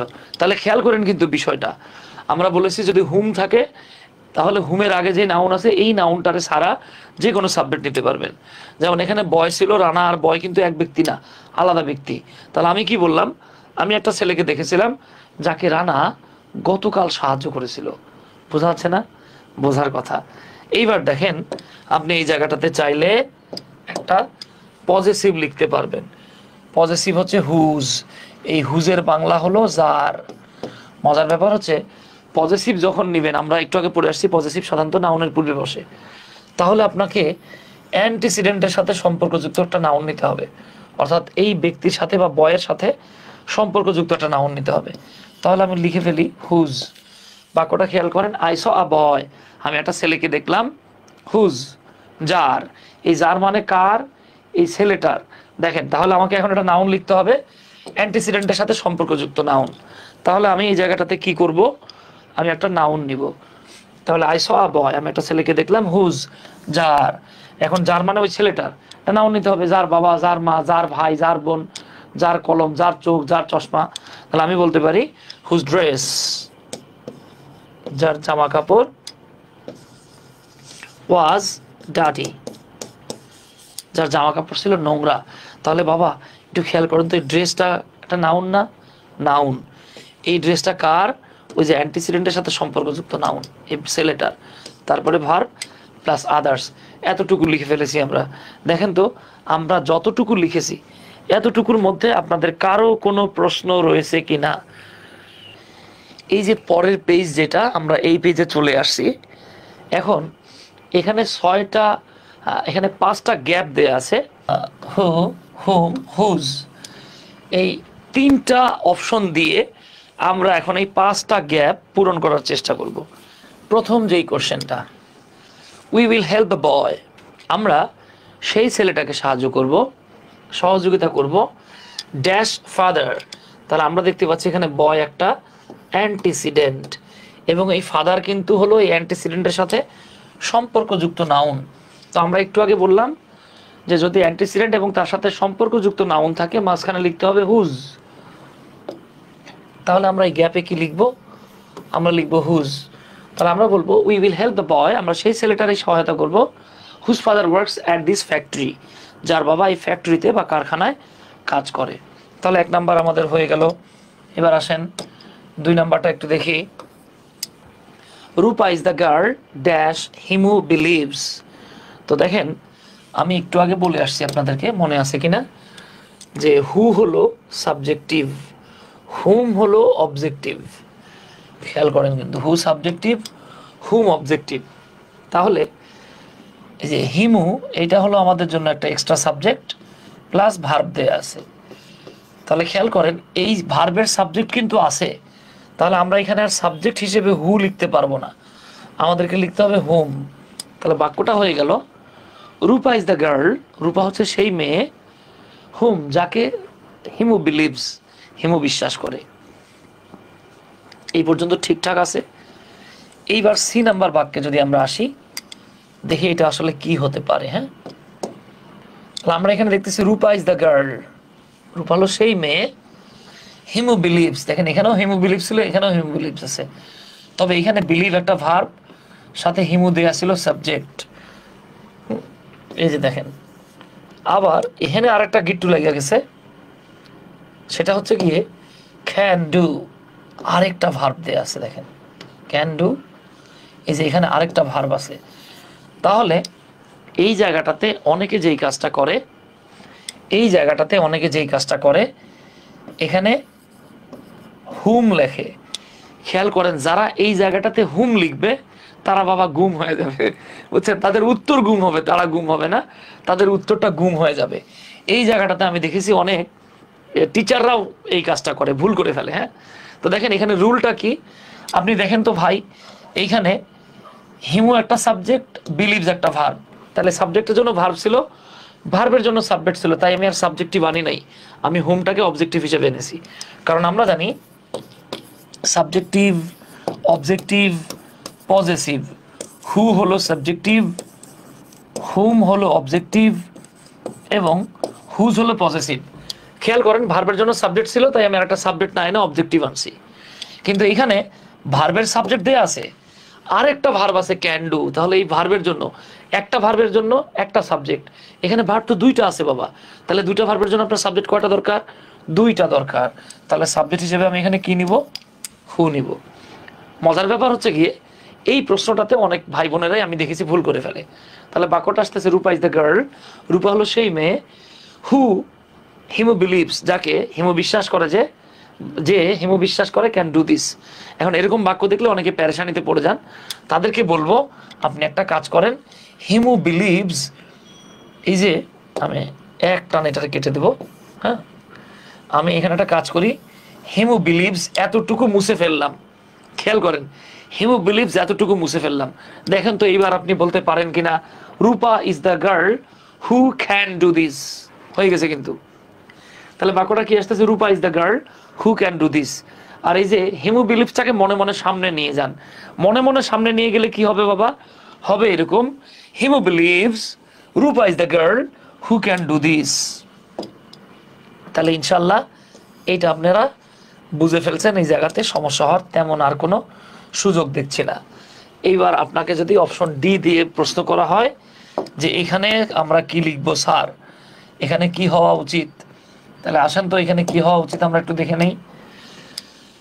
Tina is the lady with, তো আমরা জানি উইথ একটা প্রেপোজিশন, এবং আমরা একটু আগে পড়ে আসছি প্রেপোজিশনের পরে প্রোনাউনের অবজেক্টিভ ফর্ম বসে, তাহলে আমরা জানি হু সাবজেক্টিভ, অবজেক্টিভ কোনটা, হুম, তাহলে আমাদেরকে আর টেনশন নেওয়ার দরকার নাই।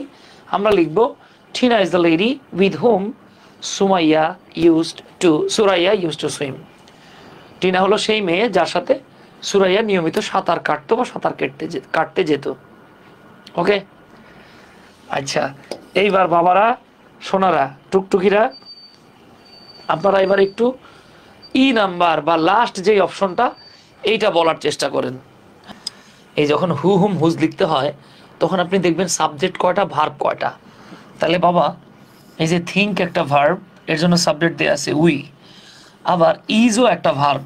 আচ্ছা দেখেন তো উই এর জন্য থিঙ্ক হয়, জীবনে কোনোদিনও শুনছেন যে উই ইজ হয়, হয় না, তার মানে ইজ হলো একটা ভার্ব, এই ভার্বের জন্য আমাদের কি দরকার, সাবজেক্ট দরকার।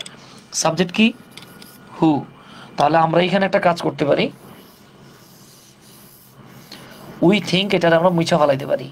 তাহলে বাক্যটা আসতেছে Rana is the person, Rana হলো সেই ব্যক্তি, who is responsible for this guilt, যে এই দোষটার জন্য বা এই অপরাধের জন্য দায়ী। দেখেন তো হয় কিনা। তাহলে আমরা একটা কাজ করি, আগের অংশটাকে মুছে ফেললাম, তাহলে আমরা এইভাবে বলতে পারি একটা ভার্বের জন্য একটা সাবজেক্ট, আরেকটা ভার্ব আছে, তার জন্য একটা সাবজেক্ট দরকার, সেই সাবজেক্ট হচ্ছে হু। মনে মনে উই থিঙ্কটাকে সামনে আনেন, বাক্যটা হয়ে যাবে we think Rana is the person who is responsible for this guilt. Now we will jump to the next page. Next পেজে আমরা জাম্প করতেছি। এখন আমরা আপনাদের সাথে কিছু পরীক্ষায় এসেছে বা পরীক্ষায় আসার মতো প্রশ্ন দেখব এবং এগুলোকে সমাধান করার চেষ্টা করব। In the sentence this is the student whose work was outstanding. আচ্ছা, তাহলে আমরা এখানে একটা বাক্য দেখতে পাচ্ছি। In the sentence this is the student whose work, এটা হলো সেই ছাত্র, হুজ ওয়ার্ক যার কাজ, ওয়াজ যার কাজটা ছিল অসাধারণ বা আউটস্ট্যান্ডিং। এখন আপনাকে কেউ যদি প্রশ্ন করে which form of pronoun is which, হুজটা কোন ধরনের প্রোনাউন? মাশাআল্লাহ, অসাধারণ স্যার আপনার বোঝানোর সিস্টেমটা, ধন্যবাদ আলপনা, জাযাকাল্লাহ বাবা। আপনারা আসলে মনোযোগ দিয়ে দেখলে আপনার কাছে বুঝতে সুবিধা হবে। হ্যাঁ, আচ্ছা, থ্যাংক ইউ। তাহলে আমরা কি দেখতেছি দেখেন, আমরা একটু আগে পড়ে আসলাম যে রিলেটিভ প্রোনাউনগুলোর মধ্যে, একটু আগে পড়ে আসছি কিন্তু রিলেটিভ প্রোনাউনগুলোর মধ্যে আমরা দেখেছিলাম সাবজেক্টিভ, অবজেক্টিভ, এরপর দেখলাম পজেসিভ। সাবজেক্টিভ কোনটা? হু। অবজেক্টিভ কোনটা? হুম। পজেসিভ কোনটা? লালডা না কালাডা? আচ্ছা, এটাকে কালা বানাই নাই তো লাল বানাই দিলাম, তাই না? এই যে লালডা। তাহলে দেখেন এটা আমার বলার অপেক্ষা রাখে না। এইখানে হুজ হচ্ছে আনডাউটেডলি একটা পজেসিভ প্রোনাউন। এবার দেখেন which one of the following sentence contains a relative pronoun, নিচের সেন্টেন্সগুলোর কোনটাতে একটা রিলেটিভ প্রোনাউন আছে? The book. আচ্ছা, তার আগে আপনাদের রিলেটিভ প্রোনাউন মনে আছে কিনা? আমরা বলেছিলাম যে যদি কোনো নাউন বা প্রোনাউন এর পরে দ্যাট অথবা ডবলেস ওয়ার্ড বসে এবং সেই দ্যাট বা ডবলেস ওয়ার্ডটা যদি আগের নাউন বা প্রোনাউনটাকেই বোঝায়, তখন সেই দ্যাট বা ডবলেস ওয়ার্ডটাকে বলা হয় রিলেটিভ প্রোনাউন। আর এই নাউন বা প্রোনাউনটাকে কিন্তু বলা হয় অ্যান্টাসিড প্লাস না বাবা, অ্যান্টিসিডেন্ট। যদি খাস বাংলায় বলেন তাহলে বলা লাগবে কি বলবেন? পূর্বপদ। এটা হচ্ছে পূর্বপদ। তাহলে আসেন তো আমরা একটু দেখি। দ্য বুক, সেই বইটা, দ্যাট যেটা, হি বট সে কিনেছিল। তো বাবা এই যে বই একটা নাউন, দ্যাট মানে কি? যেটি। এই যেটা মানে কোনটা? বইটা। তাহলে নাউনের পরে বসে নাউনকে নির্দেশ করতেছে, সো এইটাই একটা রিলেটিভ প্রোনাউন। এরপরে দেখা আছে দ্যাট বুক ইজ অ্যানশিয়েন্ট, বইটা পুরান বা প্রাচীন। এটা হবে না, এক নাম্বার হয়ে গেছে। আই নো দ্যাট, আমি জানি যে, এই যে মানে কিন্তু সামনে কোনো রিলেটিভ প্রোনাউন নাই, মানে সরি, এটাকে রিলেটিভ প্রোনাউন বলা যাবে না, কারণ রিলেটিভ প্রোনাউন হতে গেলে সামনে একটা অ্যান্টিসিডেন্ট থাকতে হয়। এর সামনে কোনো অ্যান্টিসিডেন্ট নাই, তাহলে হবে না। অল অফ দ্য অ্যাবাভ, এটা তো হওয়ার প্রশ্নই আসে না। তাহলে আমরা উত্তর কোনটা পেলাম? আমরা উত্তর পেলাম এই এক নাম্বারটা। 3 নাম্বার প্রশ্ন, I thought it was dash who went with jasmine last night. এইবার দেখেন এখানে লেখা আছে আই থট ইট ওয়াজ। তা বাবা ওয়াজটা কি জিনিস? বাবারে ওয়াজ হলো বি ভার্ব। মনি ওয়াজটা কি জিনিস? Be verb. বি ভার্ব, তাই না? তো এটা কি ভার্ব? Be verb. আপনাদের কি মনে পড়ে? মনে পড়ে না? হ্যাঁ, মনে পড়ারই কথা। কি মনে পড়ে? আমরা এই যে এই রুলটা শিখেছিলাম। আমরা বলেছিলাম বি ভার্বের পরে যত প্রোনাউন আছে সেই প্রোনাউনগুলোর, সরি আগের স্লাইড আর কি, হ্যাঁ, এই যে দেখেন আমরা এইটা পড়েছিলাম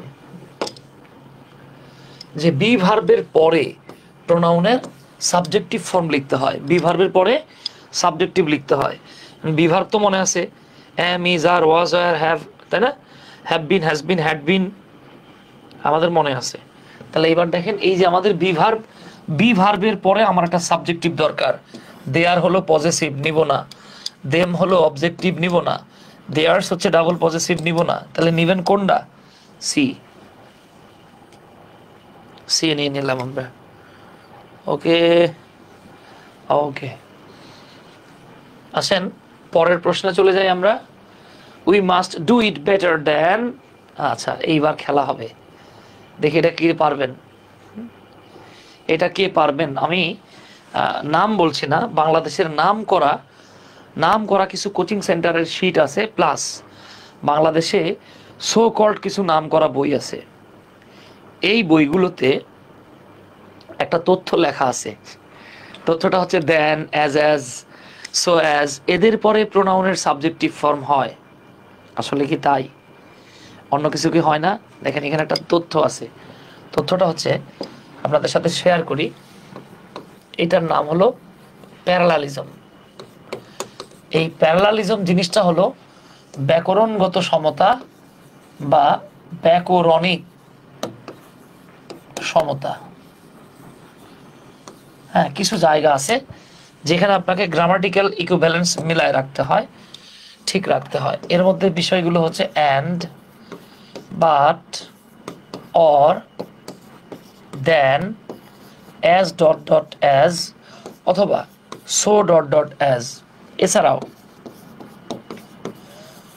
নট অনলি, বাট অলসো, আরো অনেক আছে বাবা, আমি সব লিখলাম না। Either, or, neither, nor, whether, or, এছাড়াও dot dot dot, comma, dot dot dot, and dot dot dot. Grammatical রুলটা কি? রুলটা হচ্ছে এদের আগে, হ্যাঁ, আমরা যদি এদেরকে অপারেটর বলি তাহলে এই অপারেটরগুলোর আগে এবং পরে, অথবা এভাবে বলতে পারেন যেখানে দুটো গ্যাপ আছে, এদের প্রথম অংশ এবং দ্বিতীয় অংশের পর সমধর্মী গ্রামাটিক্যাল আইটেমস লিখতে হবে। সমধর্মী গ্রামাটিক্যাল আইটেমসটা কি? অর্থাৎ এর আগে যদি থাকে V1, এর পরেও হবে V1। এর আগে যদি থাকে 2 প্লাস V1 মানে ইনফিনিটিভ, এর পরেও হবে 2 প্লাস V1 মানে ইনফিনিটিভ। এর আগে যদি থাকে অ্যাডভার্ব, তাহলে এর পরেও হবে আপনার অ্যাডভার্ব।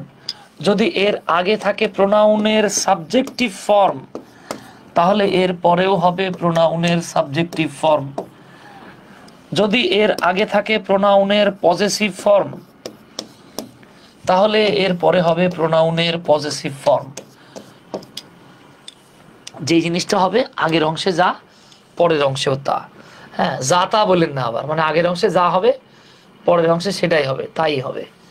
তাহলে খেয়াল করি আমরা ভাই, একটু মনোযোগ সহকারে দেখেন, বহুত ফায়দা হবে। ধরেন আপনার আমার কিন্তু জানা আছে সাবজেক্টিভ, অবজেক্টিভ, পজেসিভ, রিফ্লেক্সিভ, এগুলো আমাদের জানা আছে, মানা আছে, তাই না? দেখেন আমরা একটু উদাহরণ দেই। যেমন আমরা জানি আই, অবজেক্টিভ হচ্ছে মি, পজেসিভ হলো মাই। এখানে আমরা জানি উই, আস, আওয়ার।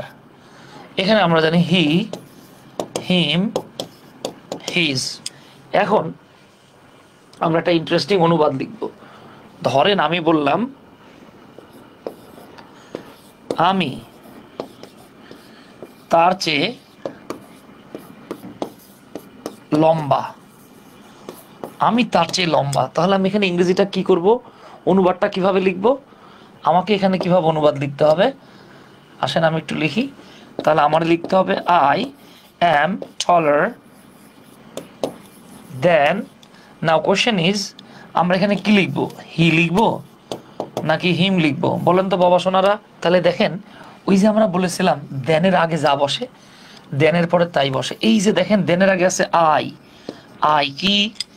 আই হলো সাবজেক্টিভ, তাহলে আমার দেনের পরে কি লিখতে হবে? সাবজেক্টিভ। হিম হলো অবজেক্টিভ, এটা কাটা, তাহলে কারেক্ট অপশন হচ্ছে হি। এখন ধরেন আমি যদি বলি, ধরেন আমি একটা মানুষের নাম বললাম, কার নাম বলবো? ধরেন আমি রানা নামে একটা ছেলের কথা বললাম, যে রানা আমারে, রানা তাকে এবং আমাকে আমাকে কিছু একটা দিয়েছিল। এখন আপনি প্রশ্ন করলেন যে কাকে বেশি দিয়েছিল। আচ্ছা আমরা একটা কাল্পনিক ক্যারেক্টার নেই। হ্যাঁ, ধরেন আমি লিখলাম যে তিনজন মানুষ, একটা হচ্ছে রানা, আর একটা হলো মিম, আর একটা হলাম আমি। ধরেন আমার নাম লিখে দিলাম সুমন। তো আমি ধরেন বললাম মিম আমাকে, রানাকে, এই দুইজনকে সাহায্য করলো। হ্যাঁ, সাহায্য করলো। তো আপনি প্রশ্ন করলেন যে ভাই মিম সাহায্য করলো, তা মিম কাকে বেশি সাহায্য করলো? তখন আমি যদি বলি মিম আমাকে তার চেয়ে, এই তার বলতে আমি বুঝাইতেছি রানার কথা আর কি, হ্যাঁ, তার চেয়ে বেশি সাহায্য করলো বা সাহায্য করেছিল। এখন এই বাক্যটারে আমি যদি অনুবাদ করি, এইটা আসলে কি হওয়া উচিত? আমি এইভাবে যদি বলি যে মিম helped me more than, আমি কি এখানে হি লিখবো নাকি আমি এখানে হিম লিখবো? একটু কমেন্ট করার চেষ্টা করেন তো। আলপনা লিখছেন হি বসাবো, আমরা কি আসলে এখানে হি বসাবো? দেখেন তো এখানে কি বসাবো। ইন্টারেস্টিং ফ্যাক্ট হচ্ছে, দেখেন এখানে সাহায্য করছে কে? মিম। কাকে কাকে সাহায্য করছে? আমাকে আর রানাকে। তাহলে একটা হলাম আমি, আর একটা হলো এই যে রানা। এই দুটোরে মানে আপনার তুলনা করা হয়েছে কি দিয়ে? দেন দিয়ে। তাহলে দেনের আগের অংশে মিটা কি বাবা? অবজেক্টিভ। তাহলে যেহেতু দেনের আগের অংশে অবজেক্টিভ আছে, সো আমাকে দেনের পরেও অবজেক্টিভ লিখতে হবে। এবার অবজেক্টিভ হিসেবে কারেক্ট হলো হিম, হি না। এই যে দেখছেন তো, তাহলে আমরা এখানে অবশ্যই হিম বসাবো। আমি বইগুলোর নাম বলছি না, কোচিং সেন্টারগুলোর নাম বলছি না, আমি স্যার এখানে হিম হবে, হিটা আগের। আচ্ছা আচ্ছা বাবা, ঠিক আছে, ওকে। আপনি আগের প্রশ্ন বলছেন, আমি পরেরটার সাথে মিলাই ধরছিলাম। দেখেন আমি বইটার নাম বলছি না, কোচিংয়েরও নাম বলছি না। অনেক কোচিং সেন্টারের শিট এবং অনেক বইয়ে দেখবেন, হ্যাঁ, নাম করা তাদের একটা কোচিং অ্যাডমিশনের বইও আছে, আমি নাম বলছি না, সবার কাছে অলমোস্ট এই বইটা থাকে। এই বইটাতে তারা প্রোনাউনে গিয়ে লিখছে যে দেন, অ্যাজ এবং সো অ্যাজের পরে সবসময় প্রোনাউনের সাবজেক্টিভ ফর্ম বসে। বাবারে, এটা আপনি পড়লেন, এই রুল দিয়ে যদি আপনার ভার্সিটি অ্যাডমিশনে কিংবা বিসিএসে অথবা প্রাইমারিতে অথবা শিক্ষক নিবন্ধনে একটা প্রশ্ন চলে আসছে, আপনি তো বইটাকে একদম বাইবেলের মতো পারফেক্ট ধরে নিলেন, কোরআনের মতো পারফেক্ট ধরে নিলেন। এই যে পারফেক্ট ধরে নেওয়ার কারণে বইয়ের ভুলটা আপনার কাছে রুল মনে হলো এবং আপনি এটাই টিক চিহ্ন দিয়ে আসলেন। দিলে কি হবে বুঝতেই পারতেছেন। সো আমি এই কথাটা আমার স্টুডেন্টদেরকে বারবার বলি, অলমোস্ট মনে হয় প্রতি মাসে 2-1 বার বলি। হ্যাঁ, এটা এই জন্যই বলি, দেখেন এই যে আপনি একটা শার্ট কিনতেছেন, প্যান্ট কিনতেছেন, স্পেশালি মেয়েরা কিন্তু চুজি বেশি হয়। আপনি একটা জামা কাপড় কিনতে গেছেন, 3 পিস কিনতে গেছেন, জুতা কিনতে গেছেন, ঠিক আছে, লিপস্টিক কিনতে গেছেন, আপনি কিনতে গিয়ে কি করতেছেন? এটা কতদিন ব্যবহার করবেন? 3 মাস, 6 মাস, 5 মাস, 1 বছর। সেই জিনিসটা আপনি অনেক ঘুরায় ফিরায় দেখতেছেন, টেস্ট করতেছেন ঠিক আছে কিনা। কাপড় হলে ডলা দিয়ে দেখতেছেন, এদিক ওদিক টাকায় কেউ না থাকলে আমি অনেকেরই দেখছি মুখের থেকে থুথু নিয়ে কাপড়ে ডলে দেখে রং উঠে কিনা। চিন্তা করেন 6 মাসের আপনি একটা জামা কিনতেছেন, আপনি 2 বছরের জন্যই নাইলে সর্বোচ্চ একটা কাপড় কিনছেন। এইটা আপনি কত টেস্ট করে যাচাই বাছাই করে কিনতেছেন ভাই বা বোন, আপনারাই বলতেছি। আপনি যখন একটা বই থেকে রুল পড়েন বা কোনো তথ্য নেন, তখন কি আপনি যাচাই বাছাই করেন? এই তথ্য আপনি মাত্র 2 মাস বা 2 বছরের জন্য নেন নাই, আপনি অনেক দিনের জন্যই নিয়েছেন। এই যে দেখেন, আমরা আমরা ইভেন এই যে এই জীবন আর আফটার লাইফের কথাই চিন্তা করেন, মাত্র 15-20 বছর 30 বছর ভালো থাকার জন্য আপনার এরে ওরে মারতেছি, এরে ওরে কাটতেছি, এর ওরে কাইটা মাইরা মনে করেন দুর্নীতি করতেছি মাত্র কয়েক বছর ভালো থাকার জন্য, আচ্ছা পরকালের কথা চিন্তা করি নাই। সিমিলারলি দেখেন, মাত্র 6 মাস 7 মাস 1.5 বছরের জন্য একটা জামা কাপড় কিনতেছেন, কিছু কিনতেছেন, সেটা অনেক যাচাই বাছাই করতেছেন। আপনি যখন পড়তেছেন, কোনো বই পড়তেছেন বা কোনো স্যারের কাছে পড়তেছেন, আপনার কি এটা যাচাই করা উচিত না তিনি আপনাকে পারফেক্ট তথ্য দিচ্ছে কিনা? আপনার কি এটা যাচাই করা উচিত না আপনি যার কাছে শিখতেছেন সে আপনাকে ভুল তথ্য দিচ্ছে কিনা, সেই বইয়ে ভুল তথ্য আছে কিনা? আপনার কি এটা যাচাই করা উচিত না যে আপনার এটা উচিত? সো এগুলো একটু চিন্তা ভাবনা করে দেখব। আমি বলতেছি না যে আমি সব নির্ভুল বলতেছি, বাট আপনি চেষ্টা করবেন কত কম ভুল থাকা খুঁত, কত কম খুঁত থাকা বই থেকে বা শিক্ষকের কাছ থেকে শেখা যায়। আর এখন ভাই এটা আপনি নিজে চুজ করতে পারবেন। এখন আর আপনার সেই ওই যে দাদাই বলছে আব্বাই কইছে আর আপনি বুঝছেন এরকম না, আপনি তো বোঝেন। আলহামদুলিল্লাহ, আল্লাহ আপনার কনসিয়েন্স দিছে। হ্যাঁ স্যার, আপনার লেখা বইটা আমি বই লিখতেছি, তাই না? এই যে দেখেন, এখানে মানে ওমর ফারুক স্যার থাকলে আপনার এই কমেন্টের জন্য আমারে মনে করেন সে রিমান্ডে নিতে পারে। ওমর ফারুক ভাই সেই আমাকে 2017 সাল থেকে দৌড়ানি দিচ্ছে যে ভাই একটা বই লেখেন, এর মধ্যে ভাই 4টা বই লিখে ফেললো। সামনের বইমেলায় পাবেন ইনশাল্লাহ, বুঝছেন? আচ্ছা বাবা, তাহলে এই হলো গিয়ে ঘটনা আর কি। আর এই যে আমরা লিখে দিচ্ছি, এটাও তো আপনার একটা বইয়ের মতোই কাজ করবে, আপনি নোট করেন না? নোট করেন, ঠিক আছে? আচ্ছা, অনেক কথা বলে ফেলাইছি বাবা। আচ্ছা, তাহলে আসেন আমরা আরেকটা প্রশ্ন দেখবো। এখানে আছে দ্য টুইন হেল্পড। এই টুইন মানে হচ্ছে যমজ, যমজ দুইজন ভাইও হতে পারে, বোনও হতে পারে, তারা সাহায্য বা সহযোগিতা করলো। এখন আগে আমি একটু বলে নেই, আমি আপনাদেরকে হোমওয়ার্ক দিয়ে রাখলাম। হোমওয়ার্ক আপনারা যেটা করবেন সেটা হচ্ছে টাইপস অফ প্রোনাউন। আপনারা এটা বাসায় একটু কষ্ট করে পড়ে নিন। Types of pronoun with 4 examples, 4টা করে উদাহরণ সহ আপনারা প্রোনাউনগুলো, 8 রকমের যে প্রোনাউন পাওয়া যায় এগুলো একটু পড়ে নেবেন। তো এইখানে দেখেন রেসিপ্রোকাল প্রোনাউন নামে একটা প্রোনাউন পাওয়া যায়। এই রেসিপ্রোকাল প্রোনাউনটা বলতেছে আপনার 2 রকমের প্রোনাউন হয়। এক হলো গিয়ে ইচ আদার, একে অপরকে। 2 ওয়ান অ্যানাদার, একে অন্যকে, হ্যাঁ, বা একে অপরকে। মানে এগুলো বাংলা স্যারেরা ভালো বলতে পারবে আর কি। একটা হচ্ছে একে অন্যকে, আর একটা হচ্ছে একে অপরকে। এই ইচ আদারটা আমাদেরকে ওল্ড বুকস গুলো বলতেছে। হ্যাঁ, এই ওল্ড বুকস গুলো বলতেছে, পুরোনো দিনের রাইটাররা আমাদেরকে একটা কথা বলতেছে যে 2-এর মধ্যে যদি হয় কোনো আদান প্রদান, লেনা দেনা, তাহলে আপনি ইচ আদার লিখবেন। আর যদি 2-এর অধিকের মধ্যে কোনো লেনদেন, আদান প্রদান, দেনা পাওনা হয়, তাহলে আপনি ওয়ান আদার লিখবেন। মজার ব্যাপার হচ্ছে এই তথ্যটা আমাদের প্রচলিত বইগুলোতে আছে। এই তথ্যটা শতভাগ কারেক্ট না। আপনি যদি ক্যামব্রিজ এবং অক্সফোর্ডের বইগুলোতে দেখেন, ডিকশনারিতে দেখেন, বইগুলোতে দেখেন, আপনি যদি ওয়ার্ল্ড ক্লাস মডার্ন গ্রামারগুলো দেখেন, আপনি সেখানে দেখবেন 2 জনের মধ্যে হলে ইচ আদার লিখছে, 2 জনের মধ্যে হলে ওয়ান অ্যানাদারও লিখছে, 2-এর অধিকের মধ্যে ইচ আদার লিখছে, 2-এর অধিকের মধ্যে ওয়ান অ্যানাদার লিখছে। তার মানে এটা হয়। বাট আপনি যেই কাজটা করবেন, আপনি এই যে আমাদের বাংলাদেশে প্রচলিত যে রুলটা, আপনি এটাই ফলো করতে পারেন। না, কারণ যে দেবতা, আমি একটা কথা অলওয়েজ বলি, আমার আম্মার থেকে শুনছি আমি এটা আর কি, যে দেখেন যেই দেবতা যেই ফুলের পূজা চায়, যে দেবতা যেই ফুলের পুজো পছন্দ করে, আপনি তাকে তার চেয়ে যত ভালো ফুল দিয়েই পূজা দেন, উনি বলবে যে তুমি আমার ধর্মের অবমাননা করছো, আমার অপমান করছো। বিপদ না বলেন তো? যেমন ধরেন আমি কফি খাই না, আমার চা পছন্দ। আপনার বাড়ির পাশে আমি গেছি বা আপনার দোকানে গেছি, আপনি আমার জন্য একটা চা আনতে বলছি, না আই না, আপনি 10 টাকার চা না এনে টম দোকান থেকে আপনি বরং পাশের একটা ফাস্টফুডের দোকান থেকে আমার জন্য 150 টাকা দিয়ে 1 কাপ বা একটা মগ কফি নিয়ে আসছেন। এখন সমস্যা হচ্ছে এই আমি দেবতা পূজা করি চায়ের, আপনি আমারে কফি দিচ্ছেন, আমার কি ভালো লাগবে? আমি ভাববো যে দেখছো খাটাসটার কাছে খাইতে চাইলাম কি, খাটাসটা দিল কি। বিপদটা এইখানেই। এখন আমাদের দেশে প্রচলিত এই তথ্যটা হচ্ছে ইচ আদার 2-এর মধ্যে, ওয়ান অ্যানাদার 2-এর অধিকের মধ্যে। হ্যাঁ, আপনি ওয়ার্ল্ড ক্লাস বইগুলোতে দেখেন, মডার্ন গ্রামারে দেখবেন প্রথমটা দ্বিতীয়টা 2টাই 2-এর মধ্যে হয়, প্রথমটা দ্বিতীয়টা 2টাই 2-এর অধিকের মধ্যে হয়। বাট যেহেতু আমাদের প্রচলিত তথ্য, ওই যে অনেক সময় পচা ঘি খাইতে খাইতে অভ্যাস হয়ে গেলে, ভালো ঘি খেলে কিন্তু আমাদের পেটে হয় না।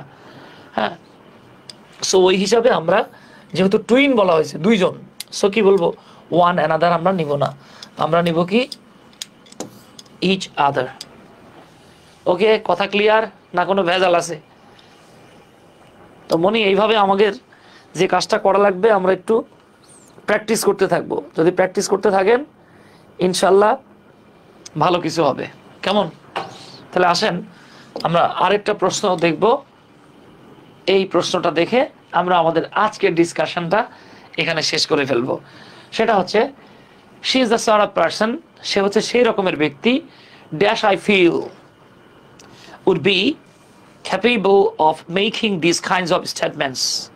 আচ্ছা আসেন একটু প্যারা নেই আমরা, হ্যাঁ, প্যারা না নিয়ে আমরা সলভ করার চেষ্টা করি। তো দেখেন আমরা এখানে হু হুম হুজ হুইচ দেখতে পাচ্ছি। তাহলে পারসন যেহেতু ব্যক্তি, তাহলে হু হুম হুজ আসবে, হুইচ তো আগেই কোপা সামসুরের কোপায় তাড়াই দিলাম, তাহলে বাকি থাকলো 3টে। এই 3টার মধ্যে আমরা এখন দেখব যে হুজ লেখা যায় কিনা। আমরা বলছি হুজ থাকলে অবশ্যই নাউন থাকতে হবে। এখানে আই হলো প্রোনাউন, তাই হুজ লেখার সুযোগ নাই। এটা হতে পারতো whose father, whose mother, whose book, whose eyes, whose table, chair, এগুলো বলতে পারতাম। হুজ আই কখনো হয় না, দুইটা বাদ। এবার বাকি থাকলো হুম নাকি হু। তাহলে আমরা একটু খেয়াল করি, ফিল একটা ভার্ব, আই একটা সাবজেক্ট, উড বি আবার একটা ভার্ব আসছে। তো বাবা আমরা একটু আগে দেখছি না, যদি দুইটা ভার্ব থাকে দুটো সাবজেক্ট আসবে। তাহলে এইখানে দেখেন তো, হু হলো সাবজেক্টিভ, হুম হলো অবজেক্টিভ। তাহলে আমার প্রথম ভার্বের সাবজেক্ট পাওয়া গেছি, দ্বিতীয় ভার্বের সাবজেক্ট লাগবে না? লাগবে। তাহলে আমরা এখানে হুম হু নিব। তাহলে আমরা এখানে পেলাম she is the sort of person, সে হচ্ছে সেই রকমের ব্যক্তি, হু যে আই ফিল আমি অনুভব করি, would be capable of making this kinds of statement, যাকে আমি অনুভব করি যে এই ধরনের কথাবার্তা বলতে পারে। সো ডিয়ার লার্নার্স, আমাদের আজকের প্রোনাউনের এতটুকুই আলোচনা ছিল। শুরুর দিকে আজকেও আমাদের যে 2-3 মিনিট বা কয়েক মিনিট একটু সাউন্ড ইস্যু নিয়ে প্রবলেম ছিল। এরপরে পুরো ক্লাসটা আল্লাহর রহমতে আমরা স্মুথলি করতে পেরেছি। যদিও আপনারা পুরো ক্লাসটা জুড়ে ওইভাবে রেসপন্স দেন নাই। দেখেন আসলে ক্লাসটা ইন্টারঅ্যাক্টিভ হলে সুবিধা হয় কি, আমিও জোশ পাই, আপনারাও মজা পান। ঠিক আছে, দেখবেন ক্লাসের মধ্যে ইন্টারঅ্যাকশন থাকলে সেই ক্লাসে টিচার বেশি ডেলিভারি দিতে পারে, আবার স্টুডেন্টের জন্য সুবিধা হয়। এজন্য আমি আশা করব আপনারা পরবর্তী ক্লাসগুলোতে, আমাদের পরবর্তী লাইভগুলোতে জব ফিউশন থেকে, এই জব ফিউশনের যেই লাইভগুলো হবে এই লাইভগুলোতে আপনারা কাইন্ডলি একটু ইন্টারঅ্যাক্টিভ থাকবেন। আমরা কথা বলবো, উত্তর দিবেন, আপনারা প্রশ্ন করবেন, আরও কিছু প্রশ্ন থাকলে সলভ করা দিতে পারতাম আমরা। ওকে, এইভাবে আমরা চেষ্টা করবো ইনশাল্লাহ। আলপনা জামান অন্য বলছেন ধন্যবাদ স্যার আমাকে মেনশন দেওয়ার জন্য। আপনাদের সবাইকেই ধন্যবাদ। সবাই ভালো থাকবেন, সুস্থ থাকবেন, সবার সর্বাঙ্গীন সাফল্য কামনা করছি। আসসালামু আলাইকুম।